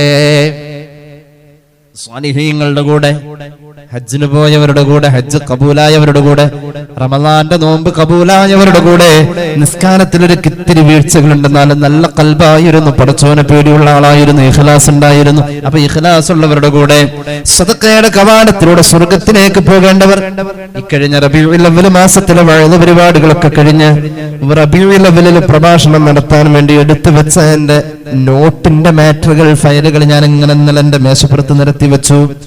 എന്നിട്ടോ ഇന്ന വിഷയം പറഞ്ഞത്, ഇന്ന ഫയല്, അത് ഇത് ഇങ്ങനെ ഓരോന്ന് തിരിച്ചു വെച്ചു. ഓരോ ഫയലുകളായിട്ട് ഇങ്ങനെ സൂക്ഷിച്ചു വെക്കുന്നതിലേക്ക് മാറ്റി വെച്ചു. അപ്പൊ 2022 ഞാൻ റെഫർ ചെയ്തത് അവിടെ, 2018, 2017 അങ്ങനെ ഓരോന്നിനും ഓരോ ഫയലുണ്ട്. ആ ഫയലുകളിലേക്ക് ഇങ്ങനെ മാറ്റി വെച്ചു. അങ്ങനെ സൂക്ഷിച്ചു വെക്കാം. ഒരു സംഘമായിട്ട് എല്ലാം കൂടി ആലമരയിലേക്ക് വെക്കാനുള്ളതാണ്. പക്ഷെ ആ ഫയലിൽ കയറേണ്ടത് അങ്ങനെ പോകണം. ഇതുപോലെ ഓരോ ഫയലുകളാക്കി മാറ്റി വെക്കും. ഒരു ഓഫീസ് വർക്ക് അങ്ങനെയാണല്ലോ. അങ്ങനെ നമ്മൾ ഓരോ ഫയലുകൾ, എന്തിനേറെ നമ്മുടെ വീട്ടിൽ തന്നെയാണെങ്കിൽ അടുക്കളയിൽ പരിപ്പിട്ട് വെക്കാൻ ഒരു പാത്രം, ഉള്ളിമുളകും വേറൊരു തട്ടില്, അല്ലെ, അങ്ങനെയൊക്കെ ഓരോന്നിനും ഓരോ വകുപ്പുകളുണ്ട്. നല്ലത് ചെയ്ത ആളുകൾ വരും, അവരെ ഓരോ വകുപ്പുകളാക്കി തിരിക്കും. ഖുർആൻ പറയുന്നു, ഖിയാമത്ത് നാൾ ഈ ഭൂമി തകർന്ന് തരിപ്പണമായ ശേഷം ഒരു നിമിഷം കൊണ്ട് തകരുന്നത്. ആ ഒരു നിമിഷത്തെ ഉൾക്കൊള്ളാൻ കഴിയില്ല നമുക്ക്. തകർന്ന് വീഴാ നമ്മൾ. ഖിയാമത്ത് നാളിന്റെ ഊത്ത് 3 വിധമാണ്. പേടിപ്പിക്കാൻ വേണ്ടിയുള്ള ഊത്തുണ്ട്, തകർക്കാൻ വേണ്ടിയുള്ള ഊത്തുണ്ട്, ഉണർത്താൻ വേണ്ടിയുള്ള ഊത്തുണ്ട്. അല്ലാഹു അഭയം തരട്ടെ. ഉണർത്താൻ വേണ്ടിയുള്ള ഊത്തില്, അതുപോലെ തന്നെ പേടിപ്പിക്കാൻ വേണ്ടിയുള്ള ഊത്തില്, തകർക്കപ്പെടാനുള്ള ഊത്ത്, ഇതൊന്നും താങ്ങാൻ പറ്റുന്നതല്ല. ഒരു നല്ല ഇടിവെട്ടം കേട്ട് കഴിഞ്ഞാൽ പിന്നെ പേടി നമുക്ക്. നമ്മളോടാണ്. ഒരു ഇടി വെട്ടുന്ന ശബ്ദം കേട്ട എന്തിനേറെ. ഒരു 10-10:30 ആയപ്പോ വീടിന്റെ പുറകുവശത്ത് ബാത്റൂം ഉണ്ട്. അവിടെ നിന്ന് പോകാൻ വേണ്ടി ഇറങ്ങിയപ്പോഴാണ് ആ ഷീറ്റിട്ട, ഈ അലൂമിനിയത്തിന്റെ ഷീറ്റിട്ട ആ തകരത്തിന്റെ മുകളിലേക്ക് ഒരു തേങ്ങ വാടി ചാടിയ തീർന്ന് അവിടെ ഇരിക്കാ കുത്താലെ വീണു പോകും നമ്മള്. ഒരു പൂച്ച അതിലെ പോയി തീർന്നു. അങ്ങനെയുള്ള ആൾക്കാരോടാണ് ഖിയാമത്ത് നാൾ പറയുന്നത്, അല്ലേ? അങ്ങനത്തെ പെട്ടെന്ന് നടുങ്ങി പോകുന്ന നമ്മളോട് പറയാ, പഠിച്ചോനെ എന്തൊരു നടുക്കമാണ് നമുക്ക്. ഒരു നായ അങ്ങനെ നടുങ്ങോ? എത്ര നടുങ്ങി ഞെട്ടി ഉണരുന്ന പോലെ നമുക്ക് തോന്നിയിട്ടില്ല. അത്രയും ദുർബല നമ്മള്. നമ്മുടെ സെറിബ്രോം, നമ്മുടെ സെറിബെല്ലോം, നമ്മുടെ ശരീരത്തിൽ നമുക്ക് പെട്ടെന്നുള്ള ഉണർവുകളെ കൺട്രോൾ ചെയ്യുന്ന തലച്ചോറിന്റെ ഭാഗങ്ങൾ വളരെ ദുർബലം. ആ തലക്ക് കൈ പൊത്തിയിട്ട് ഒരൊറ്റ പൊട്ടിക്കൽ കൊടുത്ത ആള് മരിച്ചു പോകും. അത്രേ ഉള്ളൂ. നമ്മള് ഹെൽമെറ്റ് വെക്കാതെ എത്ര നായ്ക്കുട്ടികളെ റോട്ടിലൂടെ നടക്കുന്നത്. അവർക്കൊല്ല ഹെൽമെറ്റ് ഉണ്ടോ? മനുഷ്യൻ ഹെൽമെറ്റ് വെച്ചാലും കാര്യമില്ല, എന്നാലും പൊട്ടും. അത്രയും ദുർബല നമ്മുടേത്, അത്രയും ദുർബല. അത് ഈ ഞെറ്റിയുടെ ഭാഗത്തുനിന്ന് 2 മുട്ട് കൊടുത്തിട്ട് തുറന്നു വരും അടുപ്പ്, അത്രേ ഉള്ളൂ. അള്ളാഹുവേ, അത്രയും ദുർബലരായ മനുഷ്യനോട് പറയാ ഈ ഖിയാമത്ത് നാൾ. അതുകൊണ്ടൊക്കെ തന്നെ അള്ളാഹു പറഞ്ഞത് ഖിയാമത്ത് നാളെ ഇങ്ങനെ സംഭവിക്കുന്നു എന്നതിനേക്കാളും അത് കണ്ടുകൊണ്ടിരിക്കുന്ന ആള്, പ്രസവം അടുത്ത പെണ്ണാവട്ടെ, അവള് പ്രസവിച്ചു പോവും. അപ്പൊ ആ അവസ്ഥ എന്തൊരു കാഴ്ചയിരിക്കുന്നത്. ഇനി കേട്ടോളൂ, മനുഷ്യന്മാർ അത് കഴിഞ്ഞ് വിചാരണക്ക് വേണ്ടി കൊണ്ടുവരപ്പെടുമ്പോ യൗമഇദിൻ, അന്നേ ദിവസം,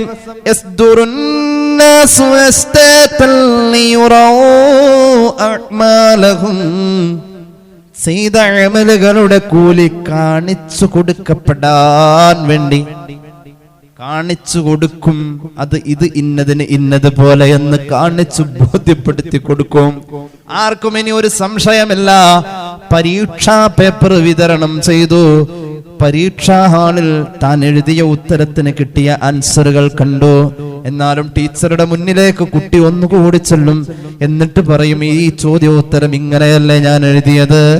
വേണമെങ്കിൽ ഇങ്ങനെ പറയും, അപ്പുറത്തിരിക്കുന്നവനും ഇതുപോലെ എഴുതിയിട്ട് അവൻ 1/2 മാർക്ക് കൂടുതലുണ്ടല്ലോ, ഇതെന്താ ഒന്ന് തിരുത്തിക്കൂടെ? അപ്പൊ ടീച്ചർ പറയും, അബദ്ധം പറ്റിയതാ, അല്ലെങ്കിലോ നിന്റെ ഹാൻഡ് റൈറ്റിംഗ് മോശമാ, അതുകൊണ്ടാ നിനക്ക് മാർക്ക് കുറഞ്ഞത്, അല്ലെങ്കിൽ അവിടെ ഇന്ന ഒരു വാചകവും കൂടി ഉണ്ടായിരുന്നു. ഇങ്ങനെ ഒന്നുപോലെയല്ല നമ്മുടെ ജീവിതത്തിന്റെ വലിയ പരീക്ഷയുടെ റിസൾട്ട് കാണിക്കപ്പെടുകയാണ്. ചെയ്തത് ഇന്ന പ്രവൃത്തിയല്ലേ, നിന്റെ കണ്ണിന്റെ കട്ടുനോട്ടം കണ്ട അല്ലാഹ്, കണ്ണിന്റെ കട്ടുനോട്ടം കണ്ട അല്ലാഹ്, കട്ടുനോക്കിയത് നീ മറന്നാലും ഡേയും ഡേറ്റും മിനിറ്റും സെക്കൻഡും ആ നിന്റെ 7 കിതാബിൽ രേഖയാ. അത് കാണിച്ചു തരാൻ വേണ്ടി നിന്നെ കൊണ്ടുവരപ്പെടും കൂട്ടം കൂട്ടം കൂട്ടം കൂട്ടമായി. നിങ്ങൾ കശുവണ്ടി പരിപ്പ് വാങ്ങാൻ ബേക്കറിയിൽ ചെന്നിട്ടുണ്ടോ? ഇക്കഴിഞ്ഞ ആഴ്ച ലുലുമാളിൽ ഞാൻ കണ്ടതാണ്. ഈ നട്ട്സ് വാങ്ങാൻ വേണ്ടി ചെല്ലുമ്പോ ഓരോ ഭരണിയിലും ഓരോ ഐറ്റത്തിന് ഓരോ വിലയാ, ഒക്കെ ഒരുപോലെ. എന്നാൽ ചിലതിന് എന്താ വ്യത്യാസമുണ്ട്? ആ ഐറ്റം ആ ഭരണിയിൽ വരട്ട, അതിന് ആ വിലയാണ്. ഈത്തപ്പഴം വാങ്ങാൻ ചെന്നിട്ടുണ്ടോ? ഒക്കെ ഈത്തപ്പഴാണോ? അതെ. ഓരോന്നിനും ഓരോ ഐറ്റം. അതെടുക്കണ്ട, അത് വില കൂടിയതാ, ഇതെടുക്ക. അങ്ങനെ ഓരോന്നിനും. ഓറഞ്ച് തന്നെ എത്ര തരത്തിലുള്ളതാണ്.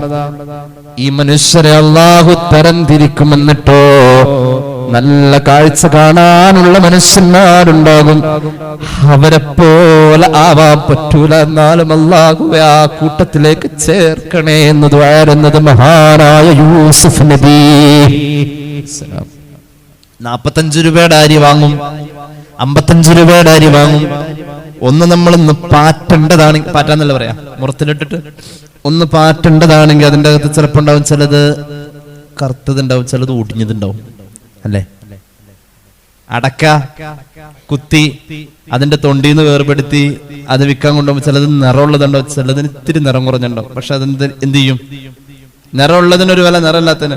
1000 അടക്കത്തൊണ്ട് പൊളിച്ചിട്ടാണ് 1000 അടക്ക എടുത്തിട്ട് 15 അതിന്റെ അകത്ത് നിറം കുറഞ്ഞാണ്. നമ്മളെ 15 വേറെ വിൽക്കൂലല്ലോ. എന്ത് ചെയ്യും? സാലിഹീങ്ങളുടെ കൂടെ എന്ത് ചെയ്യും? ആ മോശമായതിനെ ചേർത്ത് വിടും. ഇതിനെല്ലാത്തിനും ഒറ്റ മാർക്ക കിട്ടാ. യൂസുഫ് നബി ദുആയിരുന്നു, പഠിച്ചോനെ ആരാ യൂസുഫ് നബി? ആരാ യൂസുഫ് നബി?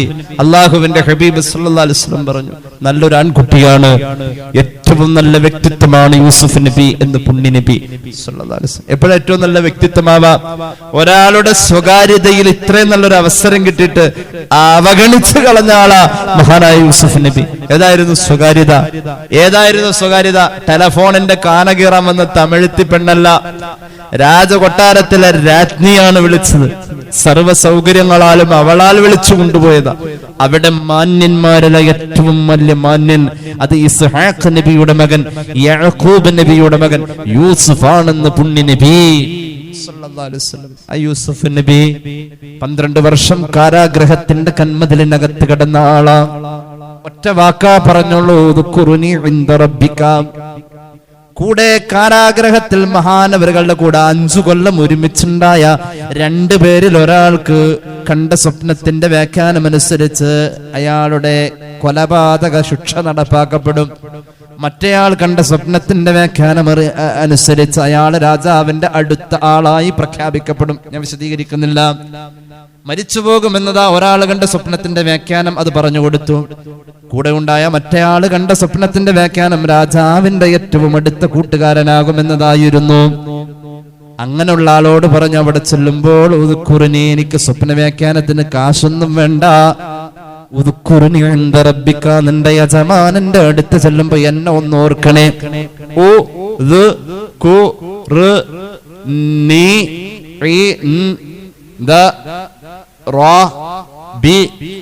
എത്ര അക്ഷരായി? നിങ്ങൾ ഈ കാട്ടുമൊയിൽ നോക്കുമ്പോൾ നോക്കിയിട്ട് എത്ര അക്ഷരായി? ഇപ്പൊ 12 അക്ഷരം. ആ വാക്കിൽ എത്ര അക്ഷരമുണ്ട്? 12 അക്ഷരമുണ്ട്.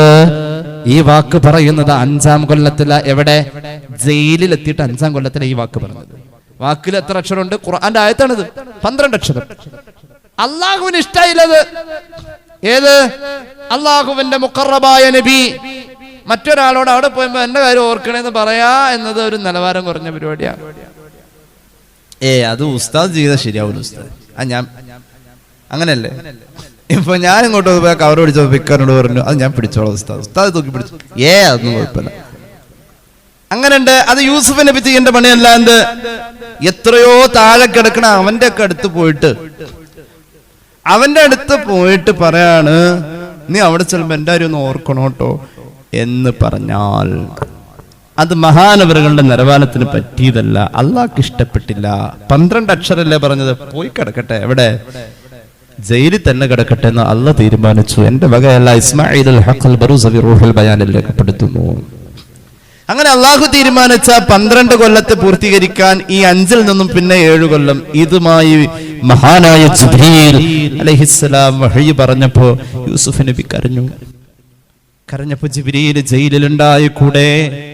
ജയിലിൽ നിന്നും പുറത്തു വന്ന യൂസുഫ് നബി പറഞ്ഞു, ആ 5 കൊല്ലം എനിക്ക് എങ്ങനെയാ തീർന്നതെന്ന്, ഞാൻ എങ്ങനെ കഴിച്ചുകൂട്ടിയെന്ന് എനിക്കറിയില്ല. അത്രയും പ്രയാസമായിരുന്നു 5 കൊല്ലം. ശേഷമുള്ള 7 കൊല്ലം എന്റെ റബ്ബിനോട് ഞാൻ പശ്ചാത്തപിച്ചു. അള്ളാഹുവിനെ ഓർത്ത് ഞാൻ കരഞ്ഞു. എന്റെ റബ്ബിനെ ഓർക്കാൻ കിട്ടിയ കരച്ചിലിന്റെ ദിനരാത്രങ്ങൾ ഞാൻ ആസ്വദിച്ചു. എന്റെ മുന്നിൽ, എന്റെ ഹൃദയത്തിൽ എന്റെ അല്ലാഹ് വന്നപ്പോ എനിക്കത് ആസ്വാദനമായിരുന്നു എന്ന് പറഞ്ഞ യൂസുഫ് നബിയുടെ ദുആ ഉണ്ടല്ലോ, റബ്ബി ഖദ് ആതൈതനീ മിനൽ മുൽക്ക് വഅല്ലംതനീ മിൻ തഅ്വീലിൽ ഹദീസ് فاطر السماوات والأرض أنت ولي في الدنيا والآخرة توفني مسلما وألحقني بالصالحين. പടച്ചോനെ, ഞാൻ വലിയവനല്ല, എന്റെ വാപ്പ വലിയ ആളാ, ഇസ്ഹാഖ് മഹാനായ യാക്കൂബ്. അല്ലാഹുവേ, മഹാനവരകളുടെ വാപ്പ അതിലും വലിയ ആളാ, മഹാനായ ഇസ്ഹാഖ്. അല്ലാഹുവേ, മഹാനവരകളുടെ പിതാവ് ഇബ്രാഹിം, പ്രപഞ്ചം കണ്ട മാനവകുലത്തിന്റെ 2ാമത്തെ നേതാവ് ഖലീലുല്ലാഹി ഇബ്രാഹിം. പടച്ചോനെ, എന്നെ നീ മുസ്ലിമാക്കി മരിപ്പിച്ചിട്ട് അവര് പോകുന്ന സംഘത്തിലേക്ക് എന്നെ ചേർക്കണേ. അവിടെ ചേരേണ്ട ആളല്ല ഞാൻ, പക്ഷെ അങ്ങോട്ട് ചേർക്കണേ. ഈ ചേർക്കല് അള്ളാഹു നമ്മെ ചേർക്കട്ടെ. ചേർത്താ മതി, അതുപോലെ ആവണ്ട. ചേർത്താ മതി, അതുപോലെ ആവണ്ട, അതാവണ്ട. ചേർത്താ മതി, ചേർത്താ മതി. അള്ളാഹു തൗഫീഖ് നൽകട്ടെ. ആ ഒരു വില കിട്ടും ആ കൂട്ടത്തിൽ അങ്ങോട്ട് ചെന്നാൽ. ആ കൂട്ടത്തിൽ അങ്ങോട്ട് ചെന്നാൽ ആ വില കിട്ടും. ആ കൂട്ടത്തിൽ അങ്ങ് ചെന്നാൽ ആ വില കിട്ടും. അല്ലാഹുവേ, അൽഹംദുലില്ലാഹ്. അങ്ങനെയാണ്. ഇനി കേട്ടോളൂ, ഇങ്ങനെ ഓരോ ഫയലുകളായി, സംഘങ്ങളായി ജനങ്ങളെ അള്ളാഹു കൊണ്ടുവരും. ചെയ്തതൊക്കെ കാണിച്ചു കൊടുക്കും. ഒക്കെ കാണും. വേഗം കണ്ട് വേഗം മനസ്സിലാക്കാവുന്ന ഒരു വേഗത മെഷറയിലുണ്ട്. അങ്ങനെ ഒരു സിസ്റ്റം ഉണ്ട്. ആ ഒരു സോഫ്റ്റ്വെയർ അവിടെ വർക്ക് ചെയ്യുന്നുണ്ട്. ചിലർ കണ്ടിട്ടും തീരുമല്ല, അവരവിടെ നിന്ന് വേർത്ത് അടങ്ങേറാവും. 50,000 കൊല്ലമൊക്കെ നിൽക്കേണ്ടി വരും. ചിലർക്ക് 2 റക്അത്ത് നിസ്കരിക്കുന്ന സമയം കൊണ്ട് എല്ലാം കണ്ട് എല്ലാം ബോധ്യായി ഒരൊറ്റ പോക്ക. അള്ളാഹു ആ കൂട്ടത്തിൽ പെടുത്തട്ടെ. മഷറ 2 റക്അത്ത് നിസ്കരിക്കുന്ന വേഗതയില് ഒരു സത്യവിശ്വാസിക്ക് അനുഭവിക്കാൻ പറ്റും. അല്ലാഹുമ്മ ജഅൽനാ മിൻഹും. പരിശുദ്ധ റസൂൽ സ്വല്ലല്ലാഹു അലൈഹി വസല്ലം. 50,000 കൊല്ലം നിൽക്കേണ്ടവരും അവിടെ ഉണ്ട് എന്ന് പുണ്യ നബി സ്വല്ലല്ലാഹു അലൈഹി വസല്ലം. അവിടെ ഉണ്ടല്ലോ ഒന്നും മിസ്സാവൂല. സ്വർണം വാങ്ങാൻ ചെന്ന അരി വാങ്ങാൻ ചെല്ലുന്ന പോലെയല്ല.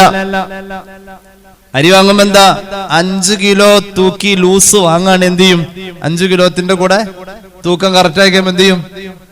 ഒരു പിടി ഇത്തിരി കൂടുതലിടും. 10 നാരങ്ങ വാങ്ങാൻ ചെന്നു, തൂക്കത്തിനാ വാങ്ങണമെന്ന് വെച്ചു.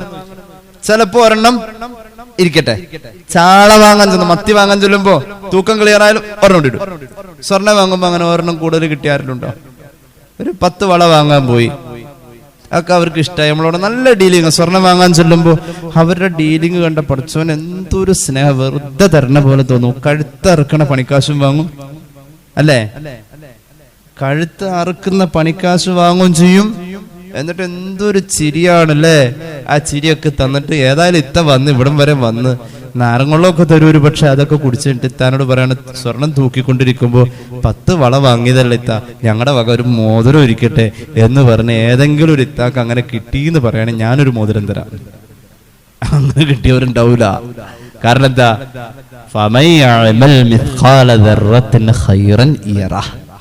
ആ ഒരു കണക്കുണ്ട്, ആ ഒരു തൂക്കം. ആ ഒരു തൂക്കമാണ് മഹ്ശറയിലെ തൂക്കം. ഖുർആൻ പറയുന്നു,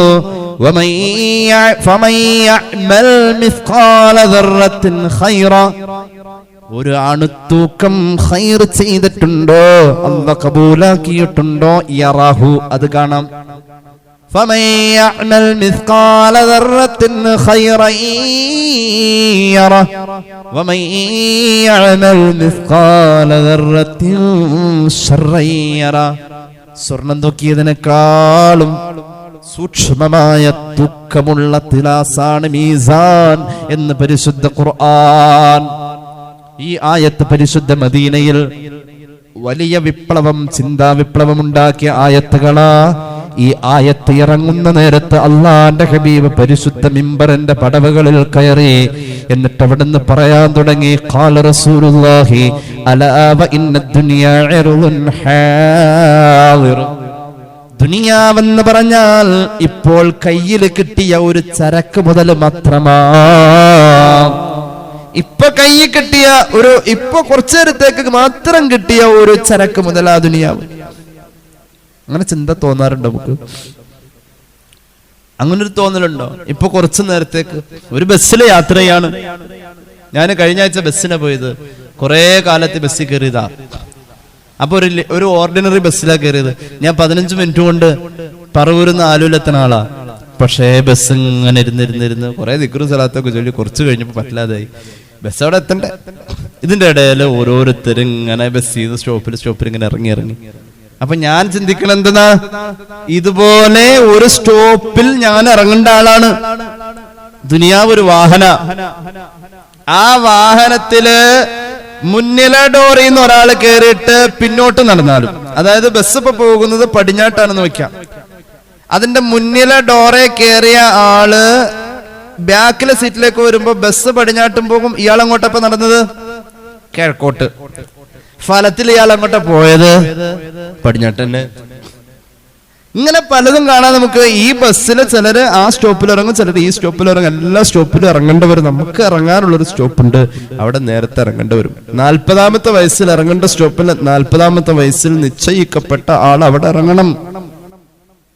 അത്രേ ഉള്ളൂ ഒരു യാത്ര. ഹബീബ് പറഞ്ഞത് അങ്ങനെയാ, സ്വഹാബിയോട് പറഞ്ഞത് അങ്ങനെയാ. ഒരു റോഡ് മുറിച്ച് കിടക്കുന്നവനെ പോലെ അവിടുന്ന് കിടന്നുറങ്ങിയ ശരീരത്തിൽ ഓലയുടെ അടയാളം, ഈത്തപ്പനയുടെ ഓലയുടെ അടയാളം വ്രണം പോലെ തടിച്ചോടത്ത് സ്വഹാബി കരഞ്ഞുപോയി, ഞങ്ങൾ അങ്ങേക്ക് വിരിപ്പുണ്ടാക്കി തരട്ടെ നബിയെ.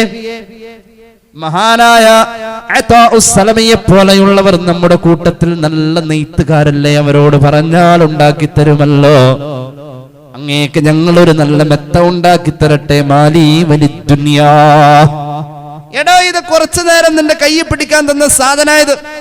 മൂമിനായ മനുഷ്യന്റെ കയ്യിൽ ഇത് പിടിക്കുമ്പോ ഒരു തീക്കനല് പിടിച്ച പോലെ എപ്പോഴാ ഇതൊന്ന് താഴെ വെക്കാ. ഖാല റസൂലുള്ളാഹി, അല്ലാഹു ചിന്തിക്കാൻ തൗഫീഖ് നൽകട്ടെ. ഇതൊരു കുറഞ്ഞ നേരത്തെ ഒരു ചെറിയ അനുഭവം മാത്രം. ഒരു തണല് കൊള്ളാൻ യാത്രികൻ പോയി മരത്തിന്റെ ചുവട്ടിലിരുന്നു. അവൻ വൈകുന്നേരത്തിന് മുന്നേ ഇരുട്ട് വരുന്നതിന് മുന്നേ ഇന്നയിടത്ത് എത്തണം. ഉച്ചയുടെ വെയിൽ കൊണ്ടോടുത്ത് അവനൊന്നിരിക്കാൻ മരത്തണല് തെരഞ്ഞെടുത്ത പോലെ ഞാനും ഒരു മരത്തിന്റെ തണല് തേടിയിരുന്നതാണെന്ന് സയ്യിദുനാ റസൂലുള്ളാഹി. ഇതിനപ്പുറത്തേക്കൊരു തണല് ഇവിടെയില്ല. അമേരിക്കക്കാരൻ പറഞ്ഞ പോലെ few years left on earth, ഇവിടെ കുറച്ച് നാളെ താമസിക്കാനുള്ളൂ എന്നാ. 60 കിട്ടോ? ഇല്ല. മുൻ മുഖ്യമന്ത്രിക്ക് ഇന്ന് 100 വയസ്സായി. മുൻ മുഖ്യമന്ത്രിക്ക് ഇന്ന് 100 വയസ്സായി. ഞാൻ ആലോചിച്ചു, എന്തൊരു അനുഭവമായിരിക്കും അങ്ങേർക്കുള്ളത് അല്ലേ? എന്തൊരു അനുഭവം. 100 വയസ്സ് ജീവിച്ച ഒരാളെ കാണാൻ കിട്ടാന്ന് പറഞ്ഞ അതൊരു വലിയ സംഭവമാണ്. വല്ലുപ്പമാരെ ഓർത്താൽ അവരെത്ര പ്രായത്തിലാ പോയത്? 70ന്റെ പുറത്താ. ഇന്ന് അങ്ങനെ ഒന്നുമില്ല. വയസ്സായി കിടന്നിട്ട് മരുമക്കൾ നോക്കേണ്ടി വരൂ എന്നുള്ള ഒരു ചിന്ത ഒന്നും വേണ്ട. അവിടേക്കൊന്നും എത്തൂല. ഇത് വേഗം അടിച്ചു. പ്രത്യേകിച്ചല്ല, ഇഞ്ചക്ഷൻ എടുത്തതിന് ശേഷം തീർന്നു. വേഗം അള്ളാഹു കാക്കട്ടെ. കൊല്ലത്തിലൊരിക്കൽ ECG എടുത്ത് നോക്കണം, വേരിയേഷൻ ഉണ്ടെന്ന് നോക്കണം കേട്ടോ. അതൊരു ഉപദേശമായിട്ട് കൂട്ടണ്ട, ഒരു അനുഭവമായിട്ട് കൂട്ടിയാൽ 10-60 രൂപ കൊടുത്താൽ അത് നമുക്കറിയാൻ പറ്റും. നമ്മുടെ ശരീരത്തെക്കുറിച്ച് ഫിസിക്കലി നമ്മളൊന്നും തയ്യാറായി നോക്കണം. അതിനെക്കുറിച്ചൊരു ബോധ്യം വേണം. അള്ളാഹു രോഗങ്ങളിൽ നിന്ന് കാക്കട്ടെ. വേഗം പോകും. അങ്ങനെയുള്ള ഈ ദുനിയാവ് ഇപ്പൊ നിന്റെ കയ്യിൽ കിട്ടിയ ഒരു സാധന, അത് കുറച്ചു നേരത്തേക്കേ ഉള്ളൂ. ഇപ്പൊ നിന്റെ കയ്യിൽ അല്ലാഹു തന്ന ഒരു ചെറിയ അനുഭവമാണ് നിന്റെ ദുനിയാവ്. എന്നാൽ ഇവിടെ നല്ലോനും തിന്നുന്നുണ്ട്, മോശക്കാരനും തിന്നുന്നുണ്ട്. അങ്ങനത്തെ ഒരു ലോകത്താ ഇപ്പൊ നീ ഉള്ളത്. നല്ലോനും തിന്നും, മോശക്കാരനും തിന്നും. എന്നിട്ടോ ഈ നല്ലവനും മോശക്കാരനും ഒരുപോലെ തിന്നുന്നോടത്തുനിന്ന് ഫിൽട്ടർ ചെയ്യും. ഇനി അതിന്റെ അപ്പുറത്തേക്ക് മോശക്കാരൻ തിന്നൂല. ആരെ തിന്നു? നല്ലോണം നല്ലവനെ തിന്നു. ജന്നാത്തുൻ തജ്രി മിൻ തഹ്തിഹൽ അൻഹാർ, സ്വർഗ്ഗ അല്ലാഹു തരട്ടെ. തിന്നുന്നതിൽ വ്യത്യാസം ഉണ്ടാവും, തീറ്റയിലെ വ്യത്യാസം ഉണ്ടാവും, അനുഭവത്തിൽ വ്യത്യാസം ഉണ്ടാവും. ദുനിയാവിൽ എല്ലാവർക്കും ഒരുപോലെ അനുഭവിക്കാം. എല്ലാവരും മിക്സ് ചെയ്തിട്ട് ഇനി അടുത്ത തേങ്ങാപ്പാല് പിഴിയണെങ്ങനെയാ? 1-ാം പാല്, 2-ാം പാല്, 3-ാം പാല്, അങ്ങനെയല്ലേ? നിങ്ങളോടിപ്പൊക്കെ പറഞ്ഞ മനസ്സിലാവുന്നില്ല. തേങ്ങാപ്പാല്, 1-ാം പാല്, അത്രയും ക്വാളിറ്റി എന്തായാലും എന്തിനുണ്ടാവൂല? 2-ാം പാലിനുണ്ടാവൂല. അങ്ങനെ ഫിൽട്ടർ ചെയ്ത് അങ്ങനെ ഇപ്പൊ അല്ലേ? തേങ്ങാപ്പാൽ അങ്ങനെയല്ലേ? അബദ്ധമൊന്നുമല്ലല്ലോ. 1-ാം പാല്, 2-ാം പാല്, 3-ാം പാല്. അത് കഴിയുമ്പോ ഒരു കളയല. ആ 1-ാം പാലല്ല 2-ാം പാൽ, അങ്ങനെ ഓരോ കാറ്റഗറിയാ.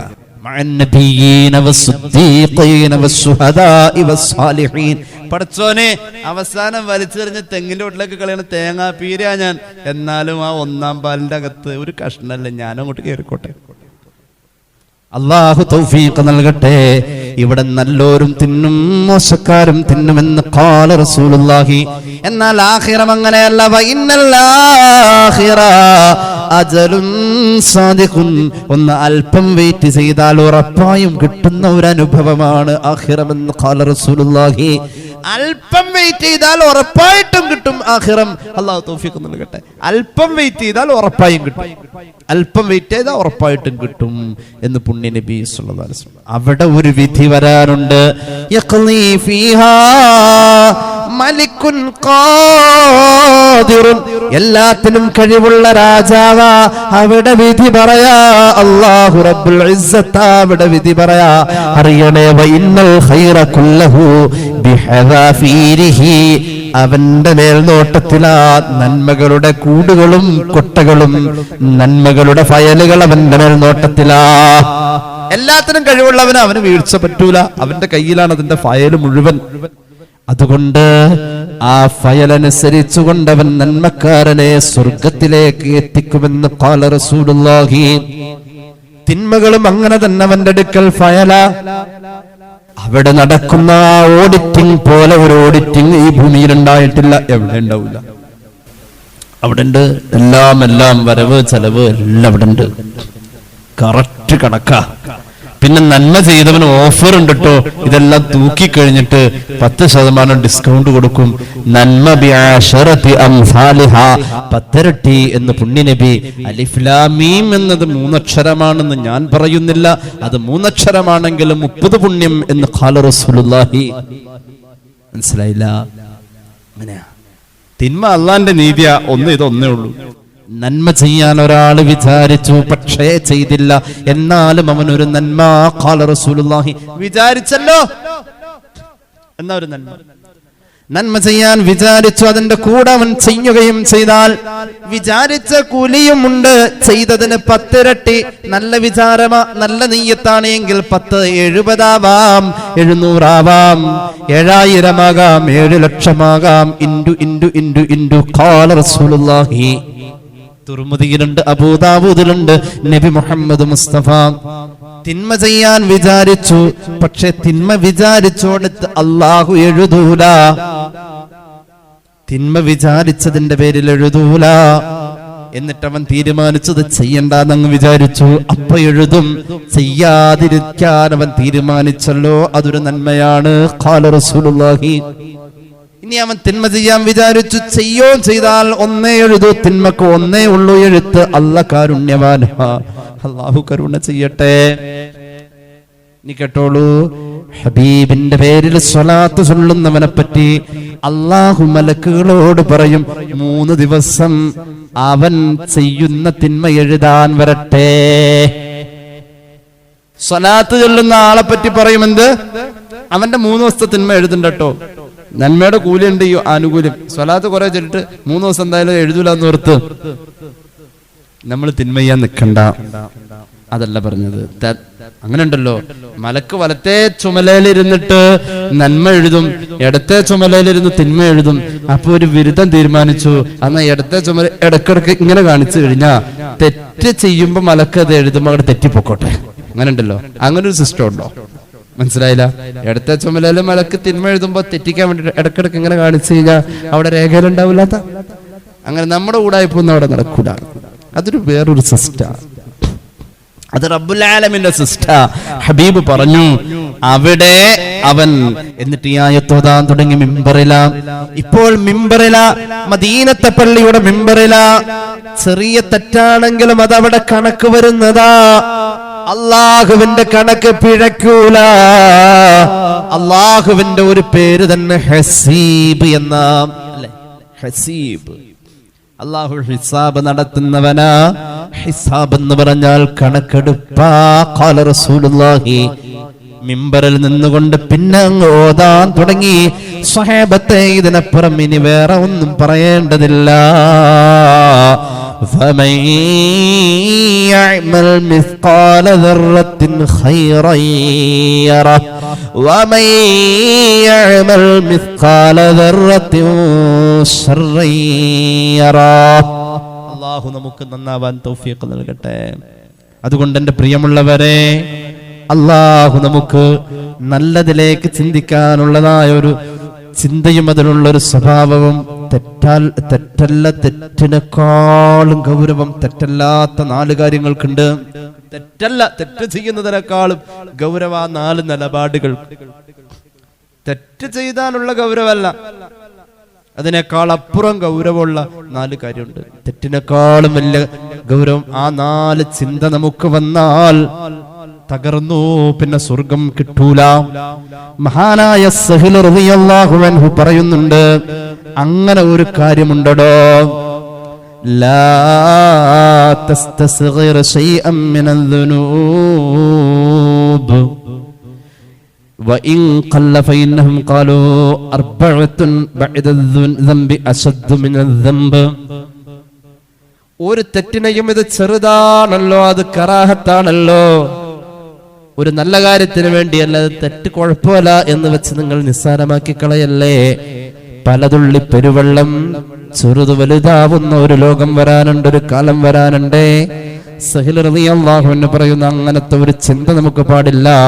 കാരണം മഹാന്മാര് പറഞ്ഞിട്ടുണ്ട്, പാപത്തെക്കാളും ശക്തമാ നമുക്കുണ്ടാകുന്ന 4 ചിന്തകൾ. ഒന്നാമത്തേത് അൽ ഇസ്റാർ, പതിവായി ചെയ്യുമെന്ന ഒരു ധാരണ നമ്മുടെ ഉള്ളിലുണ്ട്. നാളെ ഇൻഷാ അല്ലാഹ് അതിലെ തന്നെ പോവാ. എന്തേ? അവിടെ ഒരു തെറ്റ് ചെയ്യുന്ന ഒരു വഴി അവിടെ ഉണ്ട്, ആരും കണ്ടില്ല. നാളെ ആൾക്കാരിപ്പോ ആരും അറിഞ്ഞിട്ടില്ലല്ലോ, അതുകൊണ്ട് നാളെ അതിലൂടെ തന്നെ ആയിക്കോട്ടെ. അല്ലെങ്കിൽ നാളെ ഇപ്പൊ ആരും അറിഞ്ഞിട്ടത്? ബാങ്കിൽ പൈസ കൊടുക്കുന്നുണ്ട്, ആ പൈസയും കൂടി ഒന്ന് കിട്ടിയായിരുന്നെങ്കിൽ ഇതിന്റെ കൂടെ ഇട്ടാ ആ ഇൻട്രസ്റ്റ് ഒന്ന് ഇത്തിരി കൂടി കൂടുതലായിട്ട്. ഇതിപ്പോ ആരറിയാനാ? ആ ഒരു ചിന്ത ഉണ്ടല്ലോ. അതിൻ്റെ ഇടയ്ക്ക് പറയണ്ടാവും, മജ്‌ലിസുന്നൂറുണ്ടാവും, ദിക്റുകൾക്കുണ്ടാവും, ഒക്കെ ഉണ്ടാവും. ചിന്ത എന്താ? ഇപ്പൊ ഒരു 4500 രൂപയാണ് ഇപ്പൊ മാസം അതിൻ്റെ അകത്ത് ഇൻട്രസ്റ്റ് വരുന്നത്. എല്ലാ കാശാ ചങ്ങായി തന്നിരുന്നെങ്കിൽ അതും കൂടി അതിന്റെ കൂടെ കിട്ടിയ അതൊരു 6000 ആയേനെ. അപ്പൊ അത് അങ്ങനെ നടന്നേനെ. ആരും അറിഞ്ഞിട്ടില്ല. പക്ഷെ ചിന്തിച്ചത് എന്താ? അൽ ഇസ്റാർ, നിലവിൽ ചെയ്യുന്ന ഈ അധർമ്മം, ഈ തെറ്റ്, അത് തുടരാ, ഇച്ചിരി കിട്ടിയ ഒന്നുകൂടി ചെയ്യാം എന്ന ആ ഒരു തീരുമാനം തെറ്റിനേക്കാൾ കടുപ്പം. അള്ളാഹു കാക്കട്ടെ.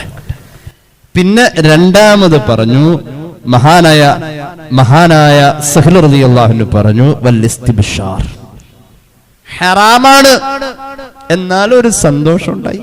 എന്തേ? ഒരു ചിരി കണ്ടു, ആയിക്കോട്ടെ. ഒരു ഹായ് കിട്ടി, ആയിക്കോട്ടെ. സന്തോഷായ, സന്തോഷായി. ഹറാമിൽ സന്തോഷിക്കാം. ഹറാമിന്റെ സന്തോഷം അത് ഹറാം ചെയ്യുന്നതിനേക്കാളും നമ്മള് മുഖേന ഒരാൾക്ക് ഒരു വിഷമം ഉണ്ടായി, അത് ഹറാമാണല്ലോ, നമ്മളതിൽ സന്തോഷിച്ചു. അത് ഒരു തെറ്റിനേക്കാളും വലിയ ഇടങ്ങേറുണ്ടാക്കുന്ന സാധനം. ആ സന്തോഷം നമ്മളെ നശിപ്പിക്കും എന്ന് മഹാന്മാര് പഠിപ്പിക്കാം. മൂന്നാമത്തേത് നിസ്സാരമായിട്ട് കാണാം. തെറ്റാണ്, പക്ഷെ നിസ്സാരമായിട്ട് കാണാം. നിസ്സാരം, അതൊന്നും ഒരു പ്രശ്നമല്ല, അപ്പോട്ടെ. അങ്ങനെ തെറ്റുകളെ നിസ്സാരവൽക്കരിക്കല് മൂന്നാമത്തെ കാര്യമാണ്. നാലാമത്തേത് തെറ്റാണെങ്കിൽ അതിൽ വലിയ പൊങ്ങച്ചം കാണിക്കാം. തെറ്റാണെന്ന് അവൻ അറിയാം, എന്നാല് അതിൻ്റെ അകത്ത് പൊങ്ങച്ചം കാണിക്കാം, വലിപ്പം കാണിക്കാം. അത് തെറ്റാടോ എന്നാലും അവൻ അതിൽ നിന്നൊരു നാണോല പുളിയിലാന്ന് പറയും. അവന് അത് തെറ്റാണെന്ന് അറിയാം, എന്നാൽ അതിലൊരു പൊങ്ങച്ചം. ഈ 4 നിലപാടുകൾ മനുഷ്യനെ തകർക്കും, അവന്റെ സ്വർഗം നഷ്ടപ്പെടുത്തും എന്ന് മഹാന്മാർ പറയാ. അള്ളാഹു കാത്തുരക്ഷിക്കട്ടെ. അള്ളാഹു നമുക്ക് നന്നാവാൻ തൗഫീഖ് നൽകട്ടെ. കുറച്ചുകൂടി പറയാനുണ്ടായിരുന്നു, ഏതെങ്കിലും ഒരു അവസരത്തിൽ അത് പറയാം. സൂറത്തു ഇദാ സുൽസിലത്തിന്റെ വ്യാഖ്യാനം ഒരുപാടുണ്ട്. ഇൻഷാ അല്ലാഹ് അള്ളാഹു തൗഫീഖ് ചെയ്താൽ മറ്റൊരു സന്ദർഭത്തിൽ നമുക്കത് പറയാം. അള്ളാഹു നമ്മുടെ അറിവിൽ ബറക്കത്ത് നൽകട്ടെ, അമൽ ചെയ്യാൻ ഭാഗ്യം നൽകട്ടെ. ബിഫദ്ലി സ്വല്ലല്ലാഹു അലാ മുഹമ്മദ് സ്വല്ലല്ലാഹു അലൈഹി വസല്ലം സ്വല്ലല്ലാഹു അലാ മുഹമ്മദ് സ്വല്ലല്ലാഹു അലൈഹി വസല്ലം. اللهم صل على محمد يا رب صل عليه وسلم.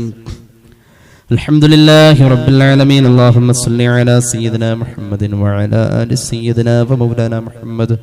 അല്ലാഹുവേ സ്വീകരിക്കു തമ്പുരാനെ, പാപങ്ങൾ പൊറുക്കണേ അല്ലാ, രോഗങ്ങൾ ശിഫയാക്കു അല്ലാ.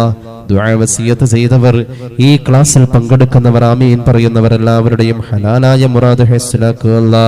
നീ തന്ന എല്ലാത്തിലും ബറക്കത്ത് തരണേ അല്ലാ, തരാൻ ഉദ്ദേശിച്ചതിൽ ബറക്കത്ത് തരണേ അല്ലാ. ലോകത്തുള്ള മുഅ്മിനീങ്ങൾക്ക് നല്ലത് വരുത്ത് അല്ലാ. ഫലസ്തീനിലെ കുഞ്ഞുമക്കളെ നീ കാക്കണേ അല്ലാ. اللهم اعز الاسلام والمسلمين واذل الشرك واليهوديين الذين يصدون عن سبيلك ويقاتلون اولياءك. اللهم دمر اعداءنا واعداءك واعداء المسلمين. اللهم اجعل هذا البلد آمنا مطمئنا وسائر بلاد المسلمين. اللهم اصلح احوال المسلمين في كل مكان. اللهم اصلح حال اخواننا واهلنا في فلسطين. اللهم آمن روعاتهم. اللهم احقن دماءهم واشف مرضاهم وتقبل شهداءهم. اللهم انصر اخواننا المجاهدين في فلسطين. اللهم انتصر لهم من اليهود المحتلين الغاصبين. اللهم كن لهم معينا ونصيرا ومؤيدا وظهيرا. اللهم طهر المسجد الأقصى من اليهود المحتلين الغاصبين. اللهم احفظ المسجد الأقصى. اللهم اجعله سامحا عزيزا إلى يوم القيامة بفضلك وجودك وكرمك يا أرحم الراحمين. بفضل صلى الله على محمد സല്ലല്ലാഹു അലാ മുഹമ്മദ് സല്ലല്ലാഹു അലൈഹി വസല്ലമ. അല്ലാഹുമ്മ സല്ലി അലാ മുഹമ്മദ് യാ റബ്ബി സല്ലി അലൈഹി വസല്ലം. അസ്സലാമു അലൈക്കും വറഹ്മത്തുള്ളാഹി വബറകാതുഹു.